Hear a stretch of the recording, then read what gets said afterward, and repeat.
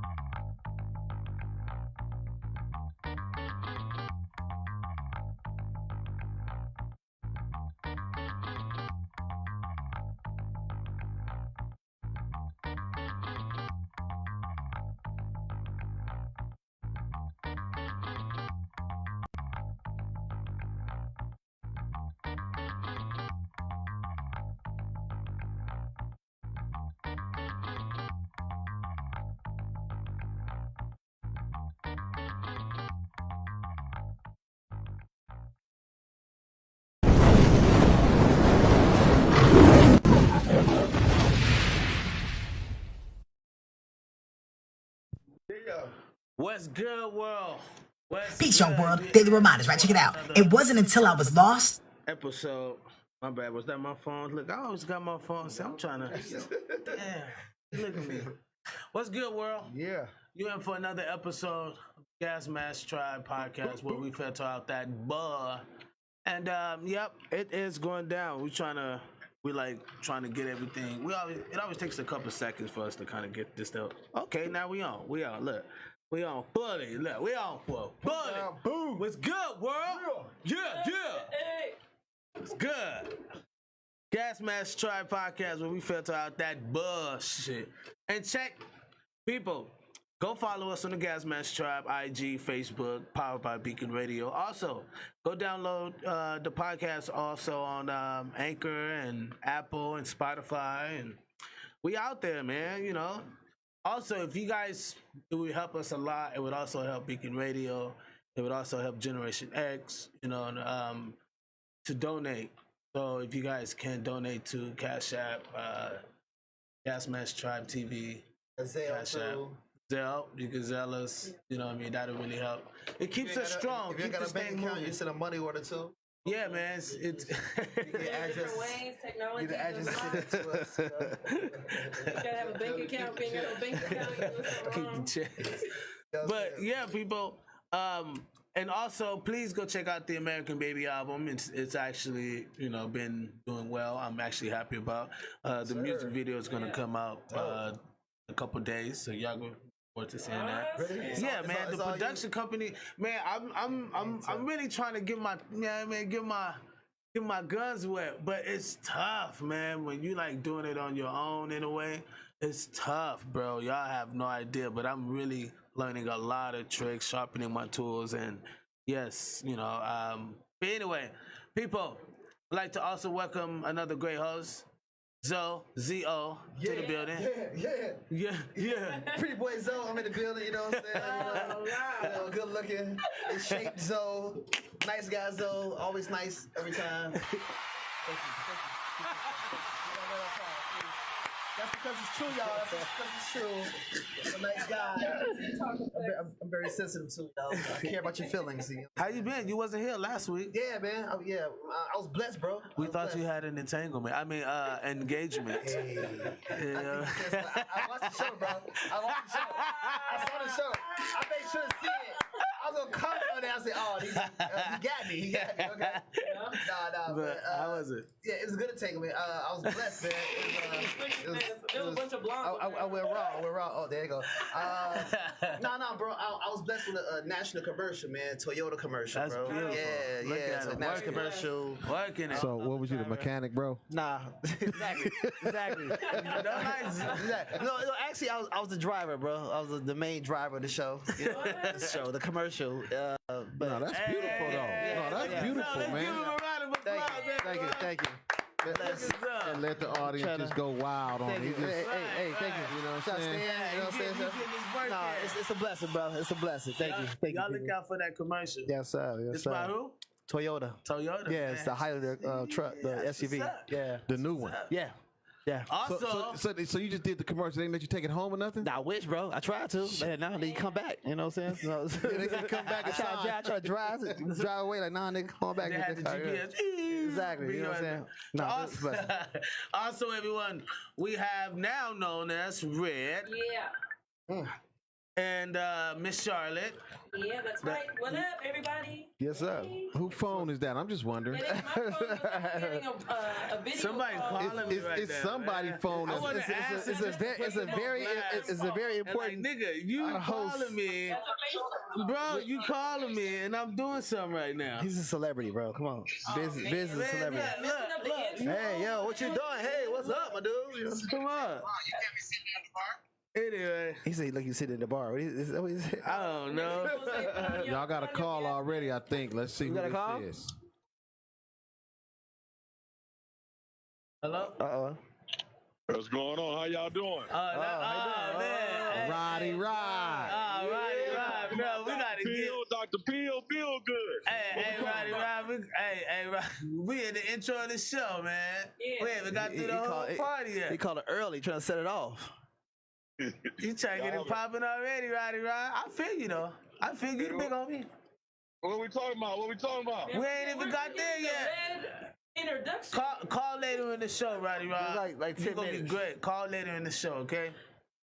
Okay. Thank you, Love sir. I appreciate you, Love you man. too, man. Thank you, bro. y'all. Got my niggas. Thank you. Appreciate that, bro. That's We verified right now. We Oh, verified. look at the Gas Mask Tribe, people. Share the podcast. Also, we have the Mr. on the ones and twos.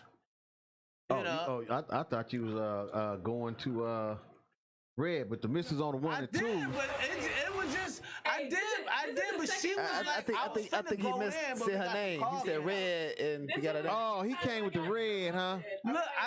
Look. This was officially was about to happen. I was going to introduce her, like, you know, with a great introduction, but I guess it threw her off, and the whole moment was like a dull moment. So I was like, okay, sure. And then nobody said nothing, so I was like, oh, then we got a call came in. So I got you back, bro. But you got ADHD. you know, it's all love. You know, we love you, right? Yes, you know what? It's cool. You I'm in the newbie. building. Hey, they got to pick on me. I'm the newbie. It's all right, though. It's all good. Also, You the one y'all's been listening to that's in the background, the old Jizzle, my Man. Dizzle, Dr. Fizza. What up, y'all? What up? I'm glad to see Zoe back. Last week I'm like, okay, he ain't gonna call, he ain't gonna say nothing. He just gonna disappear. Nah, bro, I couldn't do that. I was driving. Hey, So, man, good stuff, man. No, that's good stuff. I need a loan though while you at it. Hey, bro. Hey, let's talk about it, bro. Hey, they said, can you let my girl speak a little? Yeah, we will. We gonna let your girl speak. Damn, Don't- that's one of your homies. God damn. Hey, this the Gas Mask Tribe. Look, they own it already. Hey, you got fans that's like, they gonna make sure. Like, can you let our girl speak? Exactly. They I hood feel too. Let me Tryna make y'all fuck us? understand something. She would not be here if she couldn't swing with the best of them. Right. Exactly, You know man. what I'm saying? Hey, You gon' hear from her. She ain't gonna not let her talk. Exactly. You gonna Right. speak her mind, goddamn. my voice is loud for a reason. You got You know what I'm saying? And let me not let this go too longer. Please, people, understand that when we bring people on the show, they're really close to us. They're people that we know. They're not anybody that we just bring in here and just kind of wild out and just talk whatever. We really learn how to filter out the BS in another perspective. That's the whole point of the show. Sir. That's another way for us to look at on life. And that's what we want you to learn. Just for you to, yes, it's comedy. Yes, it's fun. It's full entertainment. But a lot of it is really informational too. So please take it in an informational form. And this guy that I brought here just made that optional and made that bridge for you to understand now what it's like to do what we do, right? Because we want to give you guys something that's that's substance. But sometimes we bring other people here to kind of give us their perspective. But I believe this person is really going to solidify that bridge and inspirational, motivational, really get down to the nitty gritty. You know what I mean? And he's probably the hardest lyrics that that ever hit the mic that I ever seen. Why? Because I don't know anybody that can go bar for bar on the freestyle. Oh shit! What's up? Period. He's played with some of the greatest, and I'm horrible with introductions. So please, people, don't judge me on the introduction. Just know that this man is very, very credible, qualified. Good dude too. Real good dude. And his experiences. He's an entertainer. He's a motivational speaker. He's an inspirationalist. He's also a realist, I like to say, because some of his, his stuff on Instagram be really hitting that hard. So you guys really have to pay attention to what we're saying tonight. It's really going to be helpful, and enjoy yourself. Why? Because we have Deploy, everyone. Yeah, Deploy the building. Yeah. What's going on? So I'm horrible. When the crowd's real loud, Man, the crowd is going wild. Let them accept that. the stadium's going crazy. Let them take it in. Let them take it in. You know what I'm saying? Let him be loaded. Breathe real quick. Yeah, let him do his thing. Hey man, look, I'm just grateful that you're here for one, but for two, I feel like they're gonna really get to consume, who you are. Really, like I told you earlier, our main motive is to really filter out who you are, what your brand is all about. Right. How can we see another perspective on filtering out life's BS? That's what the Gasmasktribe is about. Absolutely. So, but yeah, we're going to bring out a couple of things. I just want to expound on, a little bit and just kind of chop it up and see, how can we look at that in an inspirational form. I was in Compton one day and I got pulled over by the Compton sheriffs. And I had my cousins in the back, and they're under the age of 14. And cops put us on us, guns out, ran up on the car, put me out, had us all out, whatever. We're kids. But until Was there a reason? Did y'all get put over for a reason? Was y'all out the window doing something? I matched the description of a guy who robbed someone. Oh, okay. Oh, really? Make sure. In black. Dark skinned male. No, we're looking for Black cat. This is no lie. This is no lie. I am not lying. This is facts. They literally told me that you match the description of someone who just robbed someone. So because of that, I got I got out of it because I told them that my grandfather is the superintendent of Compton at the time. He was superintendent, and that's what kind of what? Oh, okay. We gonna let you go. They all got scared. Well, in a way, they did it in their piggish way. So. She got a gun? All right, cool. Get on so here. Asia Brown goes through the similar thing. Asia Brown, which is the mayor of Compton, she goes through the similar thing, Miss Brown. And she was harassed. She did a press conference in Compton at City Hall. And I thought it was very, very, very significant to my story because even though, yes, I'm not a mayor, but I feel we always get racially profiled in an inspirational form. How would something like that you would be able to kind of filter out and say, well, can we look at this take this in an inspirational way to how can you filter out something like that? That one's tough, honestly, because it's tough to filter out something like that because it's embedded in the foundation of the system that we're kind of all encaged in. You know what I mean? Absolutely. So it's tough to just be like, because it's definitely happened to me as well. You know what I mean? Wow. Where it's like coming home from work in my work clothes and being pulled over and being like guns out in Hollywood, like, Oh, wow. exactly what you said. You fit the description of someone we were looking for. And it's like, But you get no ticket. no ticket, no nothing. Throwing up against the car, throwing up against my, throwing against my own car, though. Wow. Get handcuffed, all that Yeah, shit. Yeah. and checked and everything like that. So, if anything, it's tough to really just, again, brush that off, but also know that it's like, okay, this doesn't take away from who I am as an individual, and what they think of me or how they view me has nothing to do with who I am. You know what I mean? So it's like I try to move past that and just be like, thank the Almighty that I was able to walk away from that situation. And that's like trying to just find that lining in the sky. You know what I mean? Because a lot of times people get pulled over like that and they ain't walking away from that. They, they got an attitude. They pissed off. Right. For the wrong right, reasons. Right. Yeah. But even more than that, like a lot of folks, either they are going to jail and they didn't do shit. Like homeboy, I was just watching, what is it? America's Got Talent, Archie Williams. I don't know if you saw that. Man, 37 years locked up for a crime he did not commit. And the only way that they were able to finally get him free, like get him out, was from his fingerprint.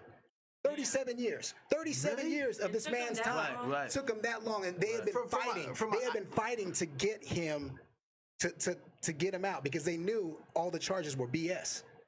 So it's hard to So no fingerprints or nothing. He got locked up because he looked like something that possibly happened somewhere They else. just wanted to solve the case, and that's what they do. They'll find someone that fits the description. They're like, nobody will care about this person, and let's just lock them up. But then someone comes along. Luckily, and they walked up on Asia. And Asia was like, do you understand Bitch, I you know am who the I am? mayor? Yeah, right? And they're like, really? You are the mayor? Well, do you got guns in the car? What? Do you understand I am the freaking mayor of the city? Right.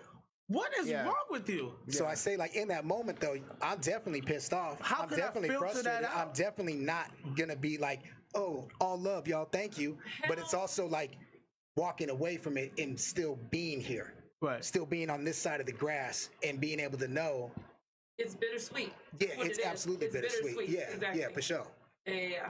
But you know what? I just think that people can't handle it in that moment because it never works with the cops. They have the authorities. We want to talk back to them, but we can't.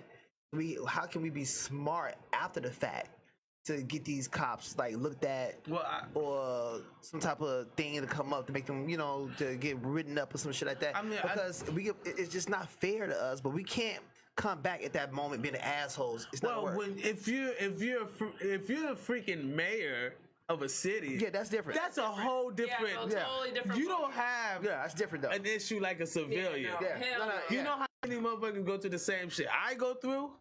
Yeah. Hundreds of us. But I'm saying for us. If we was the mayor of the freaking city, of course, I'd be like, oh, yeah. You know what I mean? Yeah, I would. All you ninjas is fire. I want some, you know what I mean? Yeah. But you know what though, when you think about it though, bro, even as the mayor, it's obvious they didn't recognize her as the mayor. That's what I was saying. So had she bucked up too much, too hard, too long, Exactly. she might have been a dead mayor. Exactly. Yeah. You see what I'm saying? 100. Or a beat down mayor. Yes. You see what I'm saying? Because if they didn't I'm the mayor. Well, do you got guns in the car?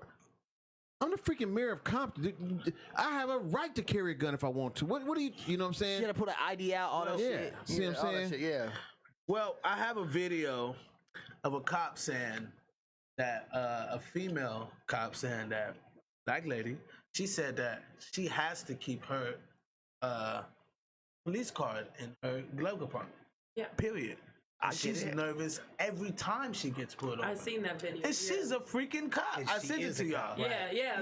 I watched it. Yeah. So those are the things I'm saying. Like, how can, and the brand of, But that's attached to being black though too at the same time. No, but that's why you gotta carry your card. Right. That's why you gotta carry it, because even that one agent. Did you guys see that one video about the agent where two cops were trying to arrest him, and he goes, I'm above y'all? Yeah. Did you guys see that? Yeah.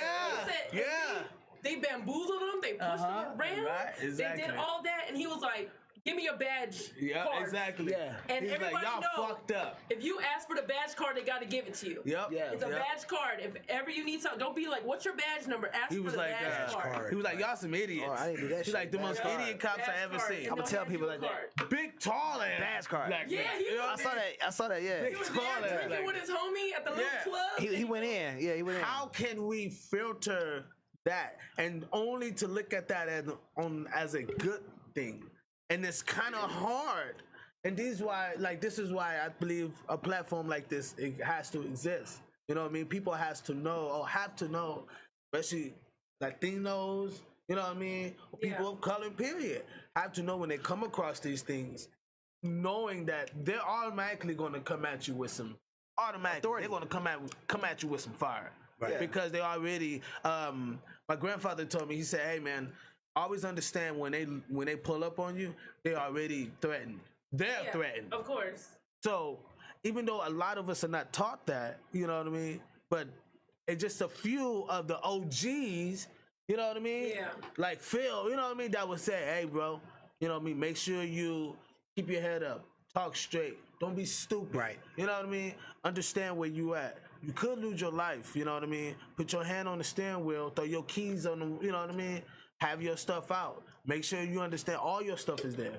You know what I mean? And yes, there are laws that apply to us that we don't have to, you know, like you don't got to roll your window all the way down. Fuck that. Them niggas will bust my window. I'm black, nigga. You know, this is so, But I've seen dudes done it. I've seen dudes done it. Like, don't roll their window all the way down, and they'll give the cop shit.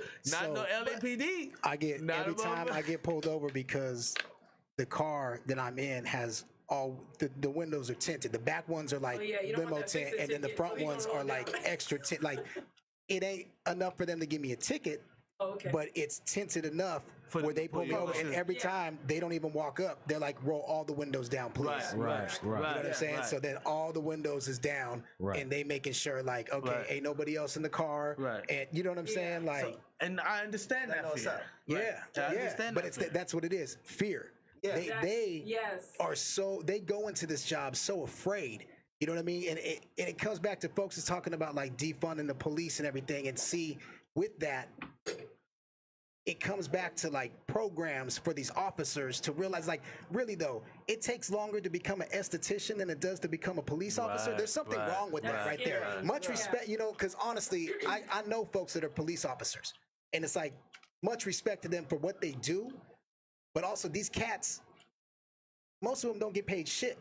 Yep. And they putting their life on the line. Some of them now, $40,000. No, they don't. No, they don't, bro. What? Police officers start out about $70,000 a year. Their pension plans are dumb. They start out. LA shit though, I guess. They start out about $70,000 a year. That's and they but again, you got to remember something. You got a lot of police officers that have small man complex.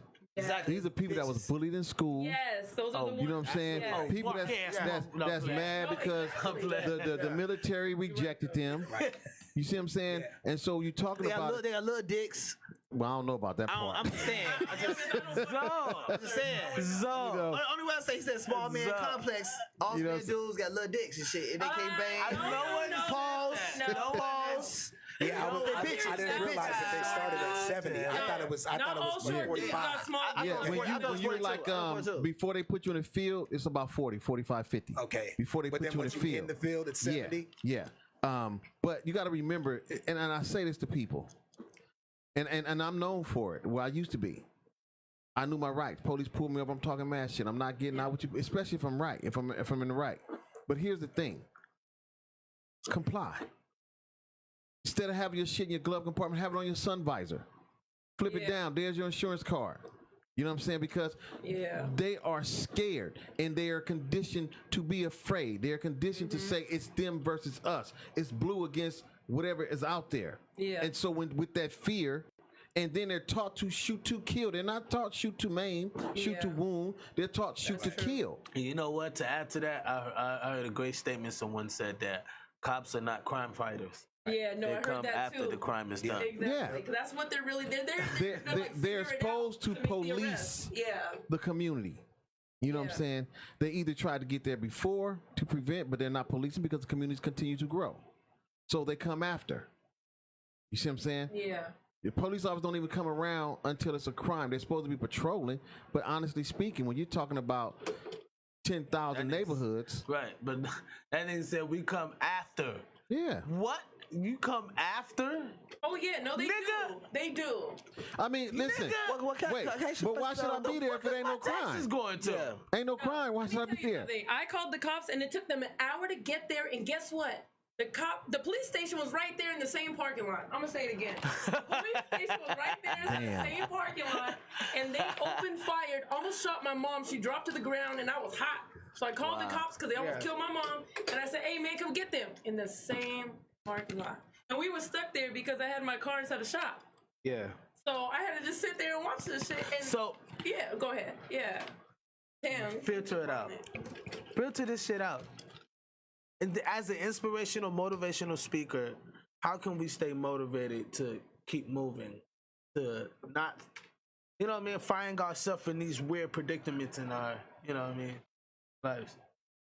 I say again, like your point, before it even comes to filtering it out, definitely comply and go along with, you know what I mean? Like, there ain't no reason. Before you even get there, already know in yourself, like, I got to be peace right now because I'm not going to win this fight. Right. I'm not going to win this fight right now. You know what I mean? Like, and even if I do, 8 more, 10 more, 15 more, 20 more, the tank's going to pull up. Right. You know what I mean? So it's like there's no reason for me. You got to pick your battles, and there's no reason for me right now to try to go to war with this man, especially when he's in the wrong. Right. So just knowing to yourself, like I said, like I'm better than what he's trying to portray me as. Right. I'm bigger than who he thinks that I am. Right. I am greater than the way he sees me. No, but at this moment, this nigga got that pistol. But at this moment though, and remember the moment, the moment's right now, and now that's the past. And now we're moving towards the future because then you could jeopardize yourself and lose your future by acting in the moment. Exactly. That's why. That's 100% why. That's why we have deaths right now. Hey, we filter out that BS, people. Yeah. But Asia, you should call us, Miss Brown. But just to piggyback what he tried to say, that's why we have a lot of murders right now of innocent people dying. Like I saw when George Floyd got locked up, and I saw some body cam thing they just released recently. Oh really? Yeah, I saw that too. Yeah, they released recently, and he was saying stuff like, "Oh, hey, I get panic attacks. I can't take back seats and stuff like that." Yeah, and he gets like he can't be in closed places, places like that. But at the same time, they kind of knew this shit. Well, they knew what's going on. So I mean, I'm not taking sides to the police officers. You got to comply and just do your job. If you've been locked up before, or you understand what we're going through, you know how to play it. You know how to say, I'm gonna be, I'm gonna go with the flow. Get out the situation. He was being super hyper. He was doing extra at the same time to try to lock him up. Now I can't breathe. Hold on now. Wait. You can't tell a cop that. Because they think you plotting some shit. Right. They think you plotting some shit. You try to come up with some shit. You try to get away, run away, or pop him, hit somebody in the face, whatever the case may be. And then long story short, we get the version of him being with a knee on his neck, which I don't think is right. I'm not condoning that. Right. I'm not condoning that at all. But at the same time, how could it get to that level if you would have complied like y'all talk about? Well, you know what? I saw that same video. Let's say he did comply. So just please. And they just like I don't think it's gonna go that far. No, I don't think it's gonna go that far. No, nigga, no. There are some wait. people. Listen though, I'm with Zoe on that. When they was trying to put him in that back seat, bro. Yeah. Had he gotten that back seat, he'd have got the door would have closed. They'd have transported him to the police station, or let him go, but or whatever. There are some cats that have complied and still have gotten murdered. I don't think that. I think if they halfway comply, they still assholes. I mean, I know of guys that was running away and got murdered. Okay, I don't know of guys that's not complying either. Yeah, you know what I'm saying? And if you shot him in the back, you still wrong. Exactly. You know, Floyd's death was wrong. Yeah. But what I'm saying is, bro, I'd have been in and out of the back of a police car probably 10,000 times. You know what I'm saying? Was Eric Gardner? Was that? Remind me of what did he do? I don't know the name. I know he that wasn't that He the one that was, complied. yeah, and The one that was in the car? The one choked the this nigga. chokehold. They gave He's him a the death big penalty. ass. Selling the cigarettes. Okay. That's No, that. you talking the one selling the cigarettes? Yeah, he was selling the cigarettes to kids. Bro, he did not comply, bro. You know what comply is, You man? saw another video. He was struggling. He was No, fighting, though. wait a minute. Bro, the video you talking about? They had cuffs on him. But wait a minute. The video you talking about, when they told him, turn around, put your hands behind your back, he argued until they got him on the ground. Exactly. By that time, bro, listen. By that time, bro, I don't know if you ever been on a real drive-by. Right. Ain't no turning me off. Right. If you look like, you appear to be. Yeah. We own one. Yeah. So now I'm imagining these police officers drilling and rolling. A lot of dudes are playing Dub C doing drive-bys. Exactly. When you got a motherfucking white man in the South running around with an AK-40 swinging that. And I get that. Come on, I'm not man. cool. I'm not cool with that. I'm I not get justifying that. I'm not But listen, justifying that. I'm not justifying. Listen, bro. Yeah. First of all, we got 99 fucking things against us in the black and brown community. You know what I'm saying? Man, freeze. Okay. Put your hands up. Okay. Turn around. Okay. You see what I'm saying? Turn around for what? I ain't did nothing. Boom. You not complying, bro. Exactly. You not complying. Yes. That's not complying. Listen, man, like I said, for me, I've been there. I've been pointing a gun. Shoot. I don't give a fuck, shoot. You know what I'm saying? Yeah. But I was young, dumb, and stupid. At 52, put your hands up. Shit. These motherfuckers finna touch the sky. Absolutely. You know what, though? I've been through both sides, though, felt man. like that I've been through both sides when I was an asshole to the cop. The fact he was cool, he understood my psyche of why I'm getting pulled over. You're like, hey, my dude, yo, calm down, my dude. I'm with you. Just give me your license, fit a description. We cool. You know what I'm saying? We get out of here. We hand our business. You go, okay. All right, I'm going to talk to you fit later. the I'm description? gone. You know what I'm saying? Yeah, fit the description. No, yeah. Or whatever case may be. I pulled you over because I got a phone call, or whatever case may be. But I'm not, that could be a cool white person. That could be a cool black person, Latino person. If they understand your situation, they're going to break it down. But we don't have that choice. Hey, As being black and brown to get pulled over like that. do you know how simple it is for? Do you know if you driving and smoking a cigarette, they can pull you over, bro? Yeah. If you driving and eating, or driving and drinking a soda pop, they can pull you over. You're not supposed to do none of that. Even if you have the little light You see on what I'm top of the saying? middle. Hey, well, shit, I've been getting away with no, murder. you know what, That's what I'm saying, though. I be driving with my shirt off, nigga. I be riding around You like stupid. Feet hanging out the window. Yeah, nigga, I'm South Central like a motherfucker.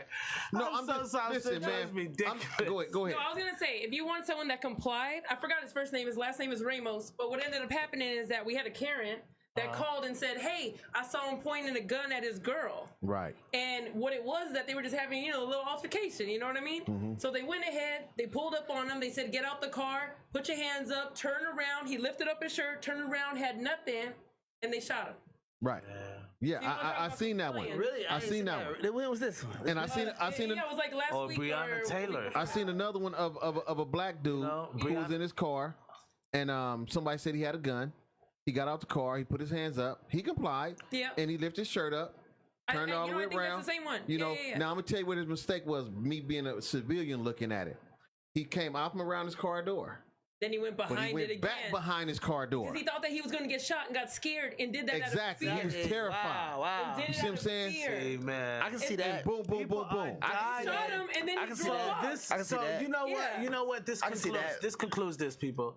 That tells me fear can have this. You know how magnets, when they're like negative, And right? they go apart. Yeah, you That's got what me. fear, because they're That's scared what of us, fear we scared is. of them. Yeah. So they trying to do what they taught, but at the same time, guess what? We ain't taught. That's the problem. We're not taught how to deal with these situations. They go to camp, they go to boot camps and stuff for this. We don't. But honestly, it's fear. Not just fear. It's fear. Then we're black, yo, or we're colored. But it's also extra thick at the time, though. things that people say. Like my little man, I know so many people. They would be driving down the street, kids be acting. You better sit down there, the police. Mm-hmm. That's instilling fear. That's a conditioning from a child. Yes, from jump. That's fear. Hey, my grandma used to do it to me. You know what I'm saying? Right. Now, I have one little cousin that's the opposite. Me and my cousin, my road dog, we driving, right? Police pull us over. you know, police, they was real cool. They were, you know, blase, your words, you know. That's a famous You know? word. And so when the police walked away and let us go, my cousin's son, 5 years old, was like, "Daddy, why y'all didn't shoot him?" See, he had no fear of the police. Why you didn't shoot But wait, hold on. parents. Because no, listen to me. He said, "Why?" Because this 5-year-old, I'm telling you some true stuff. This was like 20-some years ago. Oh man. This 5-year-old was around us. We are gun fanatics. Yeah. So We he knows carry guns. So he knows. And we, you know, when your kid hear you talking, he's like, yeah, because I do this and I do that and I do that. Your kid like, mimic woo, you. my dad is tough. Yeah. So when the police walked away, he's like, Dad, why you didn't shoot him? You know, I started laughing. He looked at me, he said, Uncle Phil, because all my little cousins call me Uncle. Uncle Phil, no, y'all should have shot him. Y'all got guns. He ain't knowing in our head, we got guns. We glad they're letting us go. Exactly. You see what I'm saying? But it's the condition. This stuff starts as kids in the black and brown community. Yeah, It's conditioning, but it's conditioning, but we teach it to them. That's conditioning. That's what conditioning is. Yeah. So You know? So people, please understand that we have to watch our moves and watch our, how we're conducting ourselves when we run into situations, even if it's not a cop. Even if Teach it's your children to somebody. comply, man. Please. Stop arguing. You know what? We Listen, gotta be the bigger person here's the than thing, trying to man. be the bigger gangster. If a dude walked in this room with a gun, ain't none of us finna argue with him about what he thinking he about to do. Yeah, absolutely not. I'm finna ask that nigga what type of shoes he wearing. Because he shouldn't be. And I'm telling y'all right now, You shouldn't be wearing those type, but you should be wearing some tap shoes. He definitely gonna. He definitely and gonna. I'm not taking one for the team either. But I'm look, not taking one for the team either. But here's my point. If we not finna ask a criminal got us at gunpoint, who has no right to kill at all, right? No, you're right. Why the hell are we questioning the police officers who have all the rights to kill? Exactly. That's big facts right there. If he violated you, man, live to tell the story so you can go file a police report. I mean, not a police report, but like an incident report on a police officer. Because the more of those that go in the file, bro, that prevents them from getting bumps up. That prevents them from getting when they go from a regular to a senior and all that stuff. It prevents them. You see what I'm saying? Right. The dudes out in Venice Showlines. Bro, they community, I'm talking about gang members. Their community was so tight knit. They had police officers that was a-holes. Man, they'd get together and go straight to the police station and get it removed out of their community, bro. That's beautiful. And these was gang members. But that's about being smart. That's about being smart about it. Yeah, exactly. So doing white we shit. all have that to do. But you know what we do? Something happened to us. I come in like, hey, man, police pulled me over. Woo, man, I thought they was finna kill me, and we laugh, ha, ha, ha, and we go on. Yep. Nobody goes to the police station like, look, I want to file a police report on these police officers that pulled me over. Right. You know what I'm saying? They Well, you did know this. why? Because we're also taught not to be a rat either. So everybody thinks that they might but standing up for themselves is being a rat. We got to realize telling on the police ain't being a rat, y'all. No, I'm just saying. Between being a rat and doing what's right. I don't think people think that though, being a rat. But they just don't have time. They man, fuck it. They don't even think about I'm gonna go and be a white person. White people do it all the time. Niggas like, nah, fuck it. You know what I'm saying? It's the effort of going to do it. It's not snitching though. It's not snitching. No, but I'm saying that's the way people look at it. Just like you said though, it's also effort. So it's snitching, effort, all the above. If they see you walking in there, like even if gang members see you walking in there, they're gonna say, "Hey man, what was he doing in there? We can't trust him." Okay, that's different though. Yeah. Because I grew up around gangs. I didn't grow up around regular people. So the way we be thinking is like, oh, what they doing at the police station? What they doing? Like we question that kind of thing because we go, hey, we can't have this person over at our house with all the guns. Bang on your punk ass niggas. You gonna run up on you. This is how I was raised. Gangster. Like you see someone come out the police station, you don't trust them. You don't trust them no more. Well, but for what you're saying is true. If you live in the hood and you doing some bullshit, but a regular black brown person in the hood is cool. All right, nigga, no, I can't do it. You know what I'm saying? I get it. But if you're a regular black brown person that get pulled over for no fucking reason, all right, the smart thing to do is go report these motherfuckers. You know what I'm saying? But not people think like that. All right, fuck it, it happens to us all the time. We just accept it. Right. We accept it. And that's Right. the You know what I'm problem, saying? because if people are gonna keep complaining, I don't want to hear you complain unless you walk into that police station and start doing something about it. Yeah. And that's what the problem is. Everybody want to complain, but nobody want to step up. Oh, let's sign the petition. No, walk your butt up in there. If all of us did our part, things might be different. I say might. And you know what? At the same time, But I agree. I agree. Deploy, what you think? I think you're absolutely right, because that's with anything in life too. It's Yeah. like, cool, you could talk about it all day, but until you follow through with action, ain't nothing gonna happen. And especially when it comes to inner city communities, like, we have the power to actually make something happen if we put forth the effort and the energy. Now, I understand though a lot of folks don't want to make those moves because, again, oh man, I just got off of work, man. I ain't got time. I got to go make dinner, or I got to go pick this up for the wifey, or I got to do this, or I got to do that. It's all about us prioritizing what we're going to do with our time, because we all only got the same 24 hours. So it's like, but if we can make time for that, then maybe little Johnny down the street or little whoever ain't going to have to deal with the same bullshit that we had to go through. Not only that, let's treat it like voting. Right. You make time to vote, right? Make time to walk. Not to the everybody. police That's the station. problem. But there are people in line right now. Well, just not everybody going to the police station either. So it's the same thing. Come on, let's get it together. We gotta vote and go to police. Hey, everybody vote and go to the police station. Got that? Listen, man. So I want to. You want to say something? No. Go ahead. I was gonna agree with Charlotte. So I wanted to go ahead and talk about Black is King. I want to know. You saw it? Yeah. Okay, so this is I seen it. Yeah, Disney. Nobody saw I it. do. It's on Disney. Yeah, it's on Disney Plus. I have a Nobody kid. saw it. Come on now. Makes sense. I'm gonna have to turn my Disney channel on. I seen it. I have Okay, kids. so these are my 3 points that I thought was crazy. All right. I thought the black art was rebellism, which is good. You know what I mean? I think it was like very, black art, And we're talking about the Black is King by Beyonce. And this is the biz, what I thought of it, right? And I feel that the black art was rebellism, but the film was dark as shit. You know what I mean?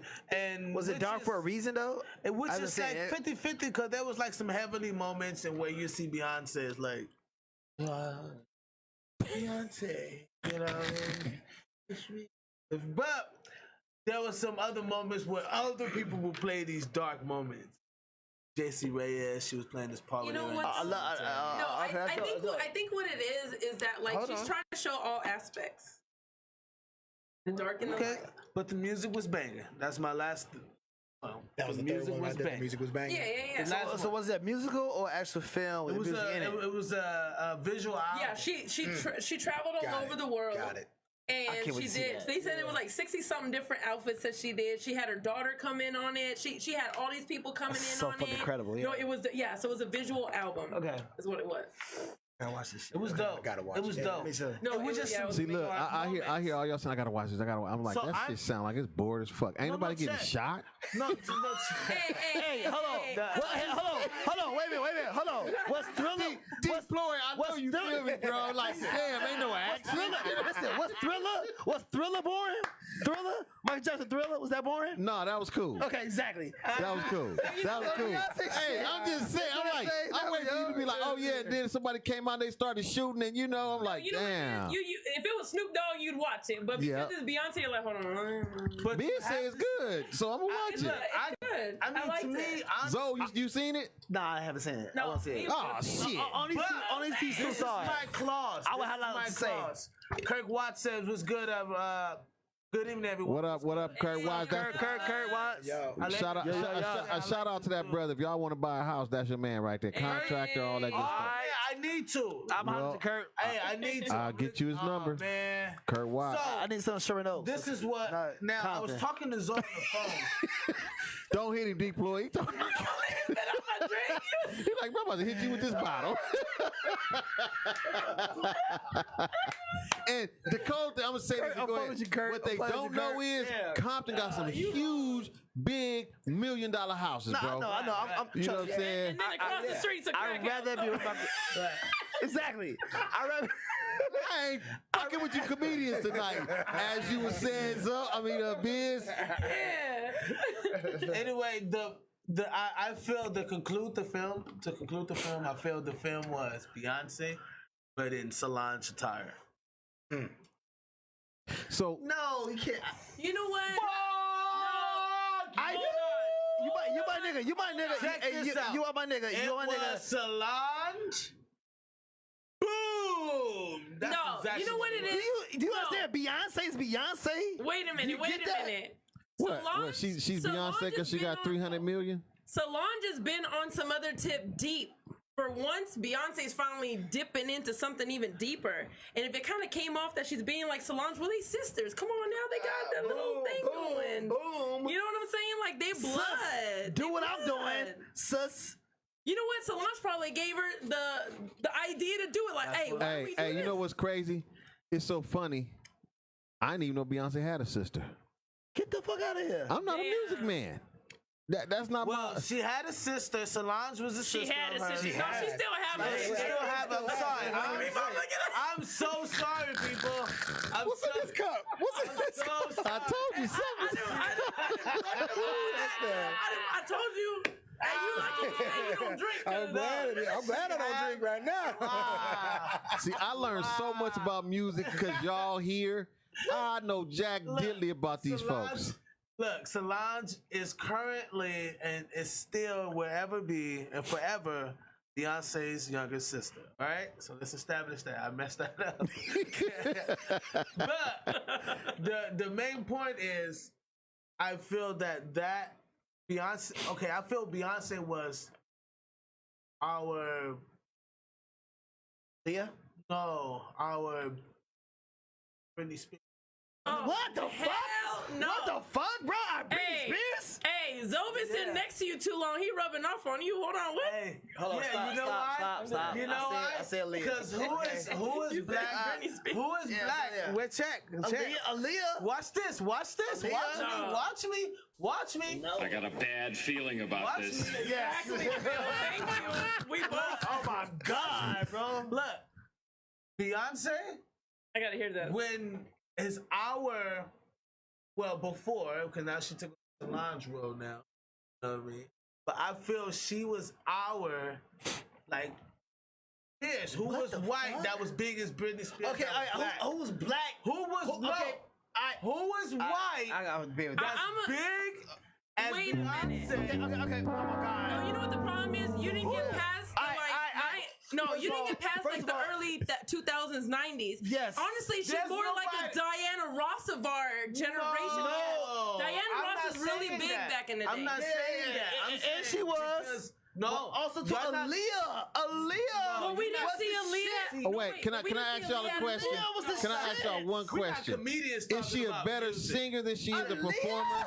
Which one is better, her performance or her singing? Both. She's Both. great. She's both. I mean, I've seen it, but I got two left feet, so I wouldn't know. Performance is dope. Vocally, that's why I was saying it's more Sure. like a Diana Ross of our generation. Look, I'm establishing right now. Dancing, it's more like Aaliyah of our dancing generation. So if you I put wouldn't say Diana Aaliyah was Ross like and that. Aaliyah together, we got Beyonce. Mind y'all, people, we have comedians that's talking about Hold on. musicians. First of all, we have Michael Jackson. Wait a minute, What's you the said dopest Britney of all Spears. time, I'm bro? gonna prove my point. Go I'm ahead. gonna prove my point. Then we gotta jump into Okay, we talking about the We lip gotta singer. jump Go ahead. We into talking about lip Deepa's singing Britney interview. Spears. Go I'm ahead. gonna prove my point. The reason why I said that is because Beyonce is our pop star. She's our black pop star. Pretty who? The Beyonce. Beyonce, She's our pop black, star? right? Okay. There's no white. At this time, when there was coming up, there was only Beyonce, Britney Spears, and Christina Aguilera that was running things, right? Okay. Christina Aguilera fell off. Britney Spears went crazy, and then Beyonce took on the role of Shakira, and then she just kind of ruled. Whoa. I'm telling, like, you gotta watch the segments, people. Y'all gotta watch. She's a freaking black urban pop star, bro. She's a pop star. She's so when she take on the role of Solange, she now becomes this black art, gallery type of museum. Like it was, the film was dope. Don't get me wrong, the film was fire. I just felt like it was dark, and she took on the role of Solange. But was there any explosions? There were no explosions. I'm waiting for the fireworks. Because when he did like this, I thought he was gonna go boom, boom, boom, boom. There were a few explosions, but the music was fire. Beyonce always been on fire. She gonna always kill. She gonna kill, Don't get yeah. me wrong. West Coast. I only made that comparison to kind of get you understand how big. Don't think Britney Spears. Oh, hell no, she can't sing. Bro, no, Britney Spears was the biggest freaking thing since freaking in the 90s, yeah, girl. but No, she was 90s, not. 2000s too, nigga. Bro, Britney Spears is a In the early- performer. early She wasn't doing 2000s. Britney. She wasn't doing. I'm telling you. She wasn't doing Beyonce shit, yo. No. Bro, She was not doing Beyonce shit. Beyonce. So does it, are we gonna debate this, or we gonna get into some Deep Floyd stuff, man? Yeah, Y'all yeah, gonna forget about Deep Floyd in a minute. No, we not. No, we not. Me and Deep All Floyd I'm finna go get us something to eat. All I'm saying, I'm about to come with Yeah, what's up? we talking about pop stars and shit. They're like, man, we're done with these pop stars. All I'm saying, Kurt, it was like, a good film. she fought Jay-Z in the People go elevator. watch the film. You can have your own. Hey, so long as gangsta, she fought Jay-Z in the elevator. Yeah, that's what I was about. Good point, Matt. Good point. Yes, that's all you need to know. Beyonce and her sister. Yeah, They fought Solange Jay-Z in the did. elevator. Yeah, she whooped that ass too. Exactly. And that was It was a that smack. was, I don't No ass anyway. with it. That's their that's their shit, and I feel like that's a good thing for Beyonce and Solange. I think it's So good future that- reference, you know what you should do if you're gonna do something like that? You should announce it on the show before for people to watch it, and then everybody can watch it, and then you talk about it. Right. Because Because not those of us I'm who with haven't, that. I'm lost. That's why I'm No, listening. I'm learning right now. I'm just listening. None Yeah. of them You seen never it. seen the film? I ain't seen it. No. Oh man. Man, you No, act like three you of us know ain't for seen a it. year. Yeah, it's three of us that ain't seen it. But I know it's Beyonce. She gonna play nothing but dope shit No, up. no, but look. Right. I She saw we do no whack I shit. saw her Yeah. concert. Her concert was Or her crazy. concert. Yeah, I seen But the it. reason why I Netflix is suggested crazy. that is because we did that before. Yeah. And the audience Yeah, that I went and will. they watched it because we promoted the whole week before the show. And when the show came on, it was like 80 people on who watched that show. I was protesting, telling Netflix they need to pay us, but people watched that show, bro, and it was a good dialogue because I'm lost. Right. All I You're just remember going is off of what we I just, say. You just, yeah, you kinda going- Beyonce get the dance. I just look at the booty. You know what I'm saying? Okay, so it was definitely Some booty shaking. Beyonce. She made weird look good. We'll just say that. She made Is that what she weird did? look good. You know what it is though? Is that she was wearing like different And outfits she from made different a- places, and she was doing art. And one thing about art, it's not for everybody. So Right. some people gonna like it, some people not gonna like it. Some people, Right. you know. But so she gotta also jump against everything and just go for it too at the same time. You So an artist. let's bring this around to why I'm here. So you said that's art, right? It's art, So some yeah. people ain't gonna like it. exactly. Right. And so each and every one of us is an artist, even if you don't sing or if you don't Yeah, draw or if you whatever don't. it is, Every everyone- person, Yes. every person is an artist, and your Yeah. life is the canvas that you drawing Yes. what you are here to create. You know what I mean? So we're gonna bring it back to what I'm here for, Here we right? go. I threw it out there. Yeah, Thank yeah, you. thank you. So we work threw it together. I out like that there. alley oop right there. You know what I'm saying? Wait. So you know what he's saying, right? wait, Get off of her and get on me, man. Wait. Whoa, pause. Not no homo. Well, check this out. Pause. What? You have to see the film. Oh no, I'm definitely gonna check it. No, for sure, for sure. So you can make that judgment. You have to see. How much the they film. paying you, bro?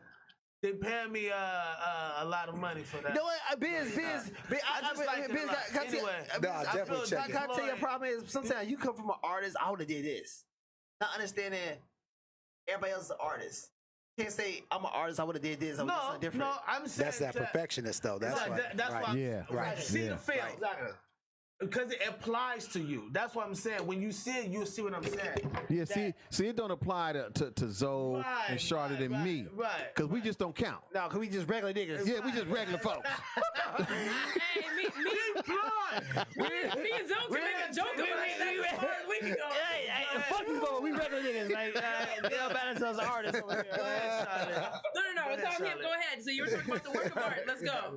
The work of art by the No, the work of art. No, just for real though. Like, cause each of us is an artist, and so like we talk about, you know, like you reposted one of the videos that I did about being lost. Yeah, Like always. it wasn't until I was lost that I found myself. Right. And that's just real talk, because a lot of times we have to go through these trials and tribulations of our life to be able to realize who we are. You know, I was talking with one of my partners earlier, and it's like going to the gym. Like you ain't gonna get bigger if you ain't putting up extra weight and pushing against that resistance. Besides gravity trying to pull you down, it's that resistance trying to pull you down as well. So you put them two plates on there, you gonna get stronger.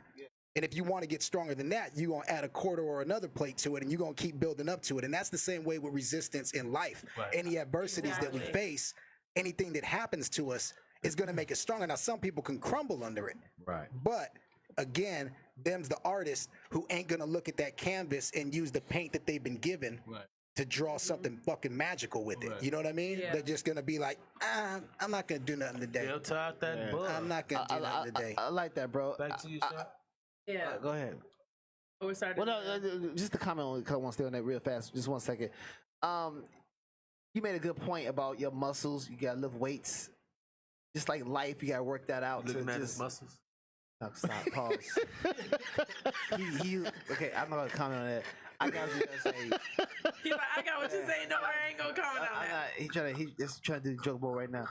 But I got this whole thing I live by in life myself, okay? Exercise your mind and your muscle and supersize your hustle, okay?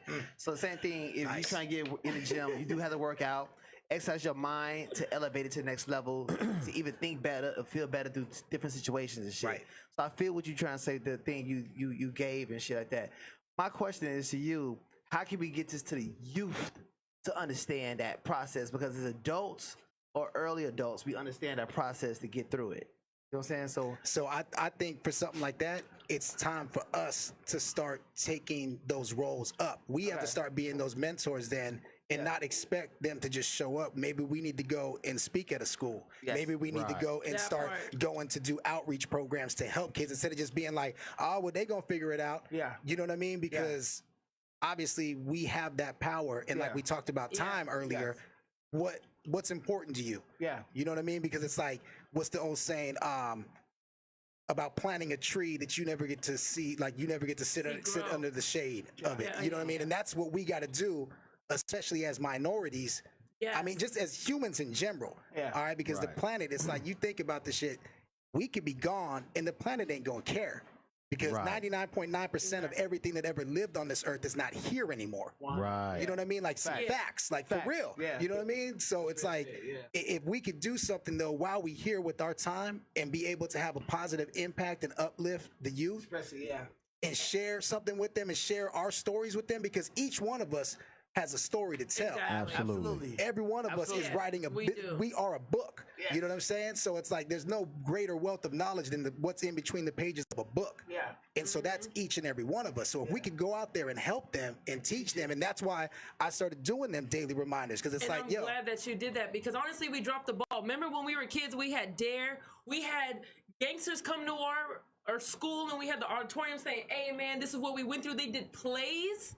Have you know what? I have a son right now. They don't even do the plays no more that I know of. They don't do Dare anymore. We actually had cops come and talk to us to where we wouldn't super fear them, but we dropped the ball. Now well, it's also, I think people. Now it's gone away from, they started limiting us from using our imagination. That's what exactly. Right, and it's social media now. It's social media, and so it's all about that snippet of sensationalism. You know what I mean? It's like we now have the attention span of less than a goldfish. Goldfish is 9 seconds, ours is 8 seconds. We like Dory. So squirrel. Exactly. You know what I mean? So it's like, and it's not easy for us to forget about what's definitely my mindset. About what's going on, or you know what I mean, about the significance that we have in other people's lives, especially in the youth.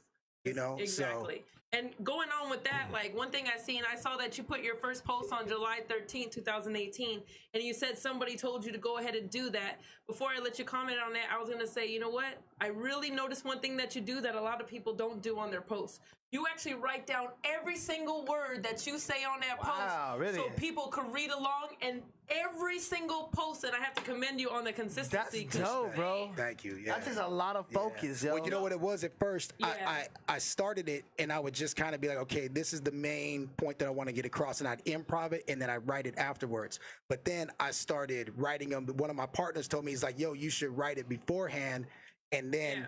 You know what I mean? Like write it beforehand, and then so you have a structure where you want to go, because it's really, I'm doing it like, I want to call them motivational minutes, because our minutes determine our hours, which determine our days, which determine our weeks, our months, our years. So if we could start having those minutes where we feel good about ourselves and good about our life and good about what's going on, regardless of all the filter through all the bullshit. All the bullshit. Yeah, you know what I mean? Then we're able to empower ourselves. And when we empower ourselves, we can empower others who can then empower others as well.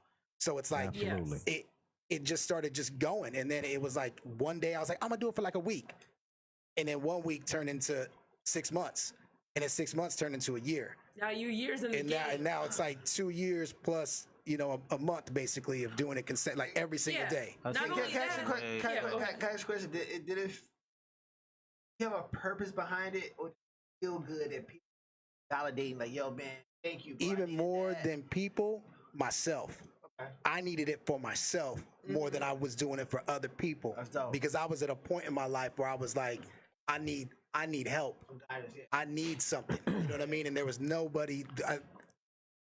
As men, a lot of times we're afraid to ask for help. Right. You know what I'm saying? We got to be strong. And especially, you know, it's like minority men, it's like we really got to be strong. We can't show no weakness. You know what I'm saying? So it's like, okay, I have to figure out how to do this myself because I'm afraid to ask anybody for help. And so then I just started finding mentors who ain't got to be like that I actually meet up with. I can listen to a Les Brown. I can listen to an Eric Thomas. I can listen to a Zig Ziglar. Not Or like like, you grew up around. yeah, somebody I could watch. Thankfully, because of technology, I can watch these videos and listen to their story and see what they're talking about and be like, oh, okay, yeah. I can open these books. In the last 2 years, I never really read growing up, but in the last 2 years, I've read like, I think almost like 50 books in the last 2 years. And that's kind of what you're doing. You're doing like a read along. Because not only that, think about it. This was something that people don't think about. They post all day. But there's people that deaf and can't hear you. Right. So guess what? When you write that down, they reading that.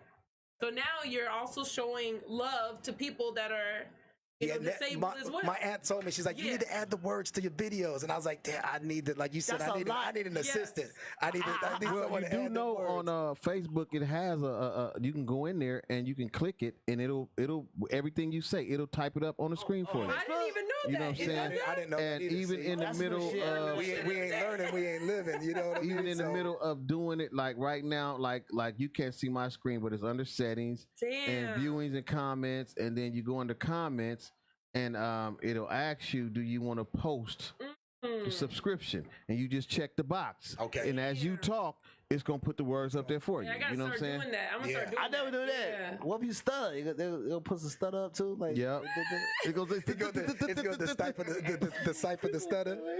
But I mean, say how many every video you post up? How long is it? 1 minute.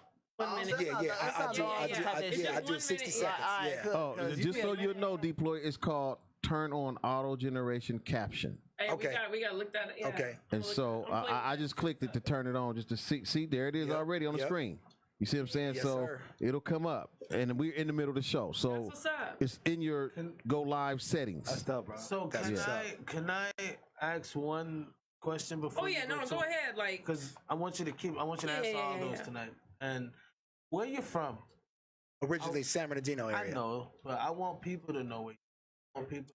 So actually, I was born on Guam. My father was in the Navy. nice. And so I was born on Guam, but yes, I'm an American citizen. Trump, don't try to drag me out this piece. Don't put him behind a wall. Don't put a wall around us real quick. But yeah, so I was born on Guam, and then after my father passed away, about 18 months, we moved back to Cali because my mom is from Colton, and my father's family is from San Bernardino.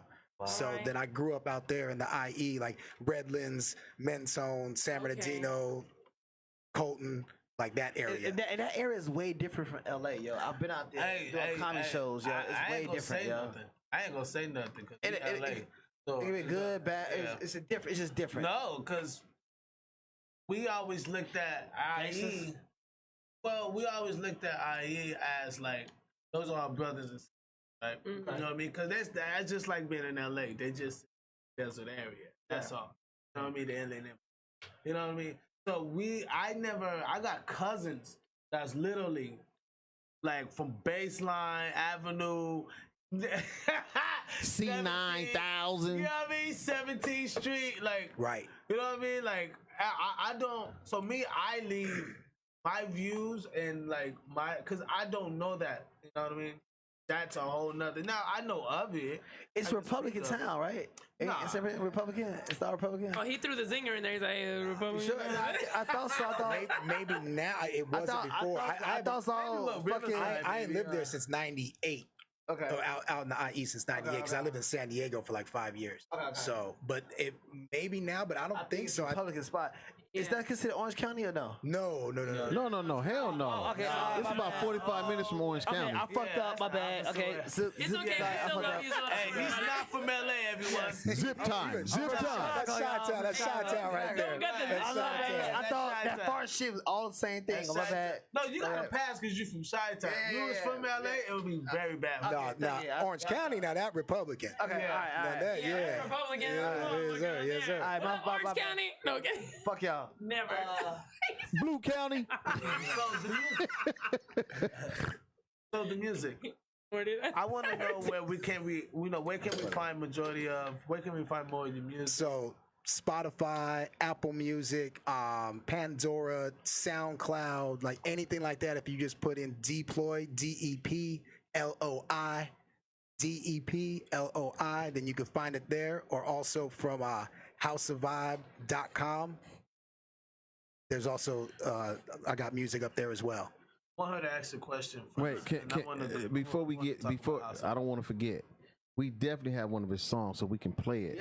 Yeah, You know we what need I'm to play saying? that. This is that exclusive too, though. If you gonna play it, this ain't out yet. So this is the brand new. Oh wow! I linked up with a producer in Spain, and he reached out to me because he heard a song I did, and he's like, "Yo, let's do some work." And then one track turned into an EP, and now we about to drop an EP in the next like month or two. Oh shit! Wow. Man, we're gonna save that. We're gonna save that for the headline. You know, because we about Got 2 minutes. No, man, we got questions and we got y'all ain't getting out here early tonight. I'm sorry. Because y'all ain't interviewing Deploy. You understand me? Y'all ain't getting away. Hey, Phil, I just need to refill this and we'd be good. Okay. Refill back. So Deploy. Yes, sir. Someone is asking where the name came from, and I also want to know why the name and why. Y'all finished? No, go ahead. Sorry. They over there whispering and shit. You know, they stirring up that honesty. They trying to feel good. We on here with Mr. Feel Good. So, but back to what I was saying on the name. Yeah. How, why, and what's the it basically started like, as I was telling Zoe earlier, I started listening to hip hop in like 85, 86. That's the best. You know That's what I'm saying? when it first, So like, started it was like popping, old school, but I was always nervous. I was afraid to have, like, I used to ditch class when I had to speak in public because I couldn't do it. Like, if you had to give us like a book report or something, Right. I ain't gonna be there. My mom's probably watching and she know, yeah, he was sick as fuck all the time. Right. Because anytime that happened, I would get myself sick. I would literally get so worked up and butterflies in my stomach because I was so nervous. I had so much fear of speaking in front of people that I couldn't do it. Right. You know what I'm saying? But hip hop always opened up that door for me where I felt comfortable. I would rap other people's verses all the time. And, you know, I would be in like marching band or in, like we would go to competitions, and on the bus there, we would get going and I'd start off with a verse from somebody. You know what I mean? Like we do like, you know, like it would be like Tribe Called Quest, what's the scenario? Or it would be like crisscross, jump. You know what I mean? Or it would be, you know, it would be something where everyone was involved and everyone's saying it, but I would like start it off and then we would all get going and everybody knew verses and everybody knew parts and whatnot. So, you know, that was like really the foundation for me. So doing stuff like that got me more confident and being able to do it. But still, it wasn't until like I was in college where I was like, I have to force myself to take a public speaking class.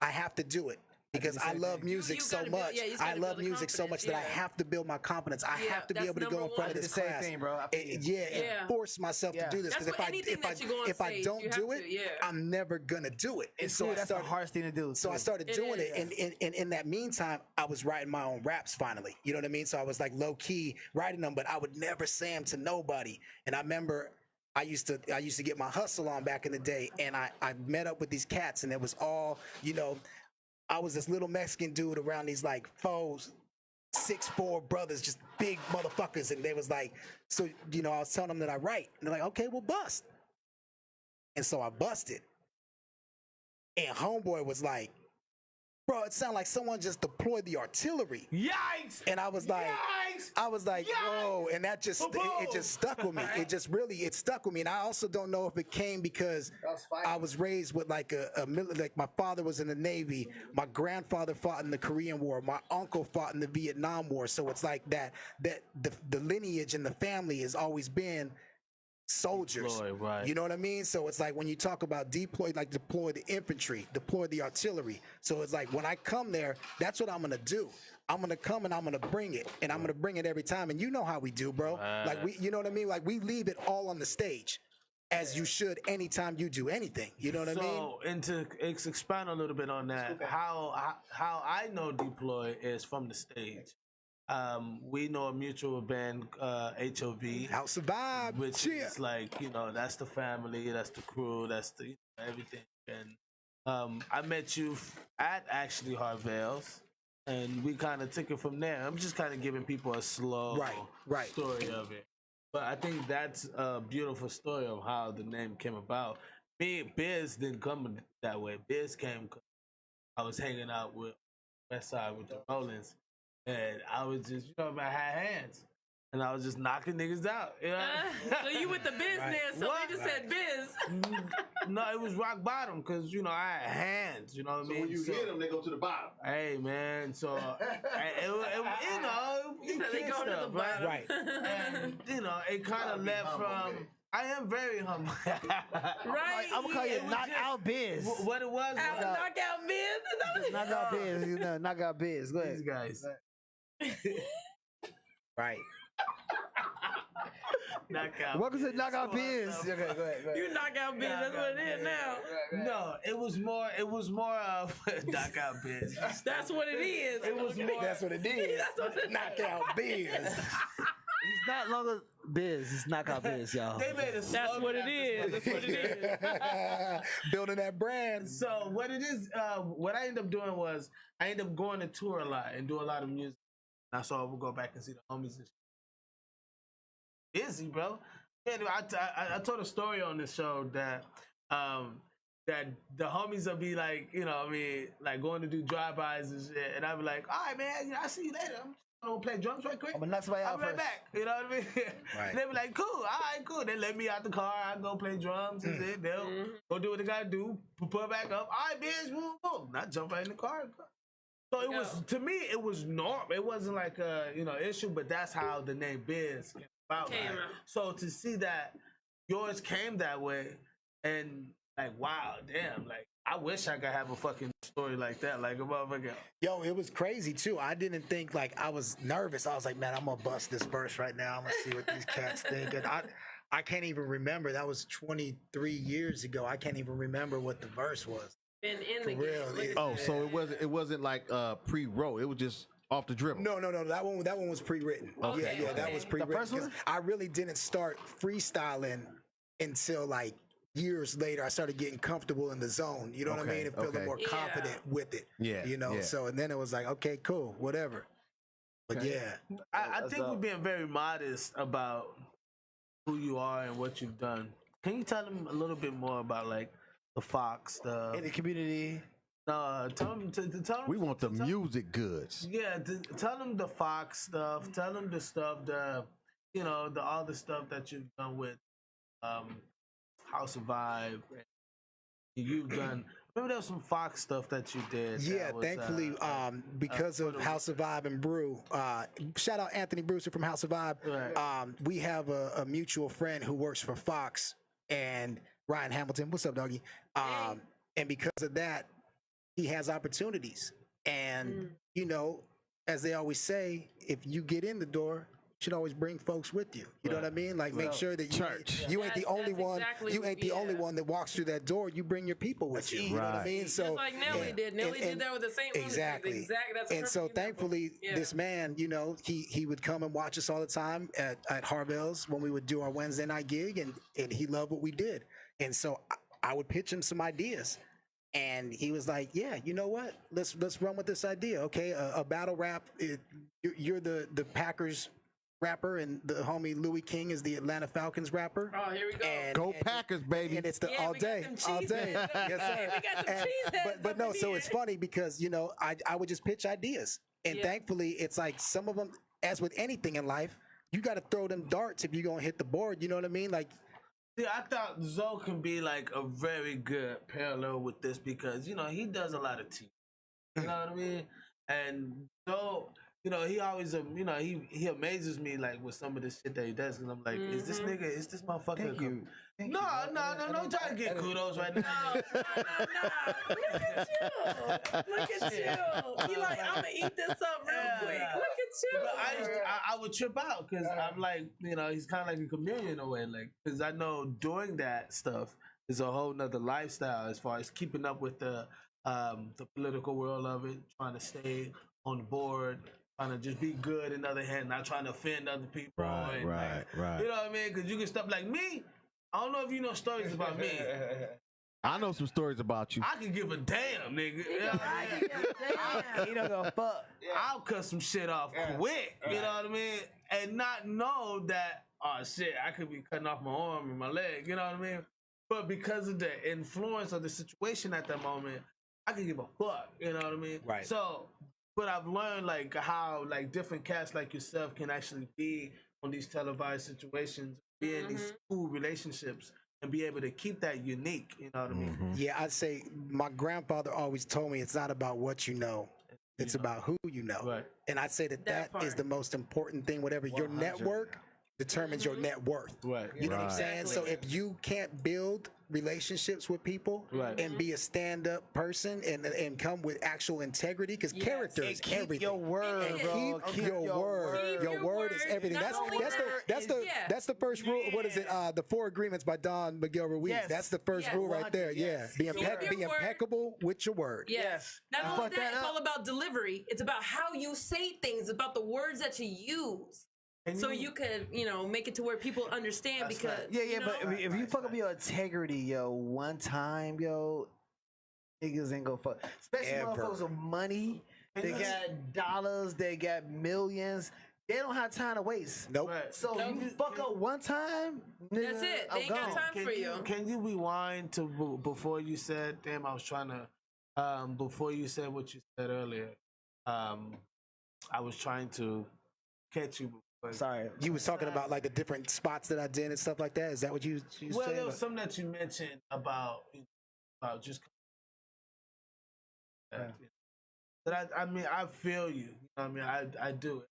I try not to be the person to push it back.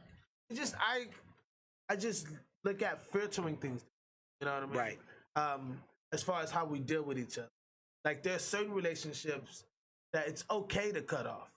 You know what I mean? Oh, absolutely. And Yeah. No, that's the thing though. There's definitely a thin line, but yes. and there's a firm line, 'Cause and you can't Yes. compromise but your you integrity. talk about that a lot on your video. Oh yeah. Having different Yes.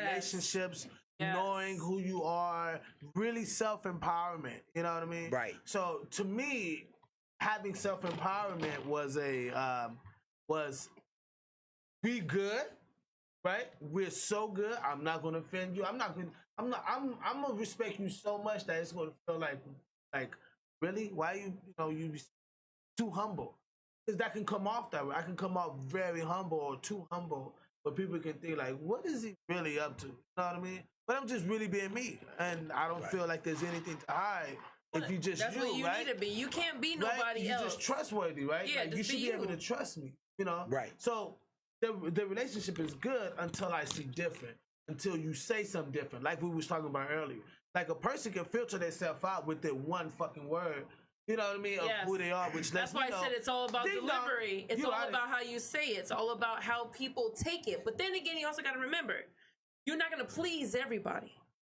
his messages that he say every day is not gonna be for everybody, but as long as it helps out one person, it's worth saying. That's it. Yeah, but That's it right it's there. the relationship. You know what I mean? But there's people. That's what We we're all talking have Facebook friends of people we do not know. So we Exactly, really don't have a actual relationship. We have relations because we just know them via Facebook. Right, but in this line of business, like in this line of when you're doing entertainment, you know the lines, the people you got to stay close with, the people you want to stay in with, the people you might have. Oh, so you saying the ones that you do have that relationship with? Right. So I'm he's saying- on business. He's talking about which one he need to filter out, like to keep around and not. Okay, business. So forget social media. You talk business. We're people. at that relationship. Like there's certain relationships you should be able to cut off. There's certain relationship that's worth withstanding. Like I give you for instance, I'm being straight blunt, right? I'm being straight cutthroat. Everybody know straight to the punch, right? There was a situation Sometimes. between Filter on the bull. Hey, filter on the bull. He fuck with you. He fuck with you. I can't play with you, cousin. there was a situation that happened Y'all while real I ass was on nigga. the international tour, right? We don't have to speak of who the individual, right? But there was an altercation that happened on that tour, right? And because of the relationship, I figured that this person would treat me different, right? Because of the relationship we have. I look at you as a father figure in the music industry. You're like my mentor, right? They say a great, successful people have mentors. You know what I mean? The only way to be successful is to have great mentors, right? So this actual person, you know, he's a great mentor that I feel, right? I model my fucking band after this, right? Everything. You know what I'm talking about, right? And because of the situation, that relationship has gotten kind of weeded out because of what happened, because of what was said, that filtered every fucking thing. I was like, I see why. You know what I mean? So relationships, I feel, can be cut off. Some relationships, I feel, can be cut off in bad standards. Like, damn, I fucked up. I wish like, damn, I wish that could go on, but because of what happened, it had to happen for us to see this. You know what I mean? Right. It also all depends on what it is, though. So correct me if I'm right. No, because what I'm saying is like if this person has been there for you thousands of times, but one time they do something foul. So it all depends how foul But it is. here's the way I view it. I view it like this. You know, with all my years of getting to know people, you never ever really know anybody. Oh, exactly. Different types of pressure brings out different types of characteristics of a person. You feel what I'm saying? And that's what happened. Right. And so a friend of mine is going through something right now, and they were like, I never thought. And I said, listen, it happened this way so you can see it, so now you can pull away and make the adjustments that's needed to be made. And a lot of times what happens is when it's a true friendship, bro, regardless of what the beef is, you come back together. It's like a pair of butt cheeks. And that's what I'm saying. That was the most hurting part. The fact that was broken. You know what I mean? Yeah. Right. But that was the most hurting it can be if you have not tried to or made an attempt to or effort to rekindle it. I tried. Okay, that's what I'm saying though. No lie. With certain people in our industry, in the music world industry, yeah, we're kind of cutthroat with each other. You know what I mean? Like our world is not like most worlds are cutthroat, but yeah. No, but I get what you're saying though. Yeah. Like I don't know the comedy world. So, but it's cutthroat, and I don't have to know it. I know enough comedians. Like, but if I experienced it, I say life in general though is cutthroat. No, you know what it is, Biz? Right. Yeah, absolutely. Right, life in general. Yeah, everybody is in your life for a reason. So he was there, but he overstayed his welcome a little bit. God showed you, hey, he overstayed his welcome. He got to go. Or you overstayed your welcome. Look, let me tell you. Let me tell you, man. You can be somewhere, bro, and for me, it's God. but for other people, it might be a gut feeling that's telling you pull out, pull away, stop hanging out with this person. Don't do this show with this person. But you like, hey man, you good people, the money is right, and you keep doing it, and boom. Hey, this is kind of a revelation for Biz right now. I'm glad you're here because you kind of. This is a revelation for Biz right now because this is good. You bring out the best in him as what's happening. Because this is the things like, okay, I know you're Hey,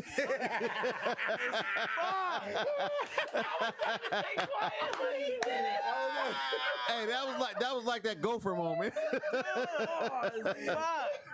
So what I'm saying is, I've been on the stage with Deploy. This is the first time me and Deploy ever been on a one-on-one basis with us, right? And me and him pass each other a lot through the shows because you kind of get the aroma of what's going on. You kind of get used to everybody. You know everybody in the scenes and our network, you know. And certain people you want to stay close with, you know what I mean? And these are the things that, you know, a person like yourself that I said, like, is a great expertise and being on a 2-year journey with relationship and self-will and self-finding. Self-actualization. Right. Bingo. Good shit. You know there it is. I think that's the motive of things that we need. Like, I need a piece of you. A great person told me, he said, everyone you meet in your life has a piece of you, and a piece of you is and that's it. You know, but it's everyone you have to have an interaction. You know what I'm saying? Because that's key. Unless you're an observer. That's why we need people like yourself, you know what I mean? People like you, who's like, you know what I mean? Like, right. Like, you know what I mean? Cuzzo have done, I'm not to cut you off, I'm sorry. No, go talk. Cuzzo have done a lot of stuff in the counseling area and those things like that. So I like when I bring cats that have done inspirational, have experienced these things, you know what I mean? Have gone through, I remember we used to work at Traders, you know what I mean? The whole nine, you know what I mean? And these are years that I've saw this. So that's why it was like, I want to understand why he still does what he does, or what keeps him going for this fucking journey of self-actualization. And what I feel for him is love, is the motivation, is gratitude behind it. Yeah. But what I want to just tap on top of that, like, different people come in your life for reasons. Okay, wherever you're at mentally, that person comes in your life. Exactly. Spiritually, that person comes in your life. Sometimes a person that gave you the best motivation in the world, you outgrow that person. You do. Okay, because that person's on one mindset that they can't get. When you grow, exactly, you start growing to a different person because you start hanging around different people. That's why I say I put myself around people that's gonna make me expand myself, make me grow. If it feels uncomfortable, let me learn from this person. That's gonna make me become a better person. There's nothing wrong with that. You should never feel bad if you outgrow somebody. Let's make that clear. Never feel bad if you outgrow somebody. Well, just know that it's a difference between the outgrowth and outlearn. Exactly. You have to know that. Yeah. Because growth, you may not learn anything in your growth process. You see what I'm saying? Maturity kicks in, and you just do better. You didn't learn much. You just don't make the silly choices. Yeah. And so it's a difference between learning and growing. Yes. So when you talk about, like, for me, there's people that I've been around that I'm like, man, this dude is so intelligent. You know, like, man, you know, and I'm in my head, I'm like, okay, I'm paying attention to how he speaks. I got a friend who takes about 2 seconds to answer any question asked to him or to respond to any comment. But he said that real shit. You know what I'm saying? Because he processing it. Yeah. You know what I mean? And I'm like, bro, you taking too long. You know, come on, man. You know. He like, bro, listen. I'm not trying to give you the question you want to hear. I'm trying to spit out the best and most accurate response I have in me. And he's trying to break it down for you to understand because you might not be where he at. So he's like, let me show you the way. But guys that give that answer like that, they on that level where you want to become, but they know the secret. They get the answer. Because they experiences. Well, it's because no. But they don't know. Bill, you know what I mean? Bill, you know what I mean? You've been drinking a lot of Ciroc. No. I told you. I did. No, but I'm not buzzed right now like We that. got this But let's nigga know, you know what I mean? No, You'll talk somebody on the block that got every knowledge in the world. You're like, yo, this shit dope as fuck. I love this knowledge you giving me. And you aspiring to get there. And here's the killer part. And he's still the same level. But he gives you some dope shit that works. And his shit is still dope. No, even though if you surpass him or her, the stuff is still dope. But here's the thing. Up until 2 years ago, bro, I promise y'all, I kid y'all not, I never even assumed I was intelligent. Yeah. It was the furthest thing from my mind. And people are like, you always been intelligent. Just the way you always talk, even when we was on the block. But Like, you were just being you, and you didn't. nobody, because see, then we didn't give each other this information like we doing right here, right now. Yeah. We didn't compliment each other. No. You see what I'm saying? We were in competition, and that's what the problem was. Competition, Everybody- and we were incompetent Yes, exactly. with each other. Yeah. You see what I'm saying? Yeah. And that's what hurts. That's what it is. Yeah. That's what hurts. Exactly what it is. You know, because I'm not gonna tell D-Ploy that was hard because he hard, and I don't want him to know he hard. Yeah. Like that's gonna stop him from being hard. Yeah. You see what I'm saying? So it's a growth process, and it's sad that we have to grow apart. There's too many of us carrying luggage which we should have left way back in the 80s. Wow. Way back in the 80s. Yes, sir. Whether it's brother, sister, cousin, mother, auntie, whatever it is, Friends, we carrying it. relationships, all that shit. we carrying it. And so when we really grow, that's why I say it's a difference between growing and learning. Because when you grow apart. That don't mean you grow apart with indifferences. No. You just grow apart because your direction, your growth, your strength is in another area. See, I try not to give, like I let y'all do that. You know, give the breakdown, solutions, the breakdowns. You know what I mean? I like to give like the most high schoolist freaking answer. My wife was like, wait, no, high school comical shit. No, but it's real though. My wife was like, I don't like watching your show. And I was like, why? She was like, because you act like a high school kid. Ask someone. Because when you're home, you're like a scholar. But when you get on the show, and I'm like, well, because I don't always want to be the smartest dude in the room. Yeah, I know about DNA and all these, weird biology. Scientific stuff. Yeah, I can go for days about some shit that will blow people's brains. Yes. But I don't want to be always the, I don't want to be the smartest dude always in the room. You know what I mean? What's that countdown?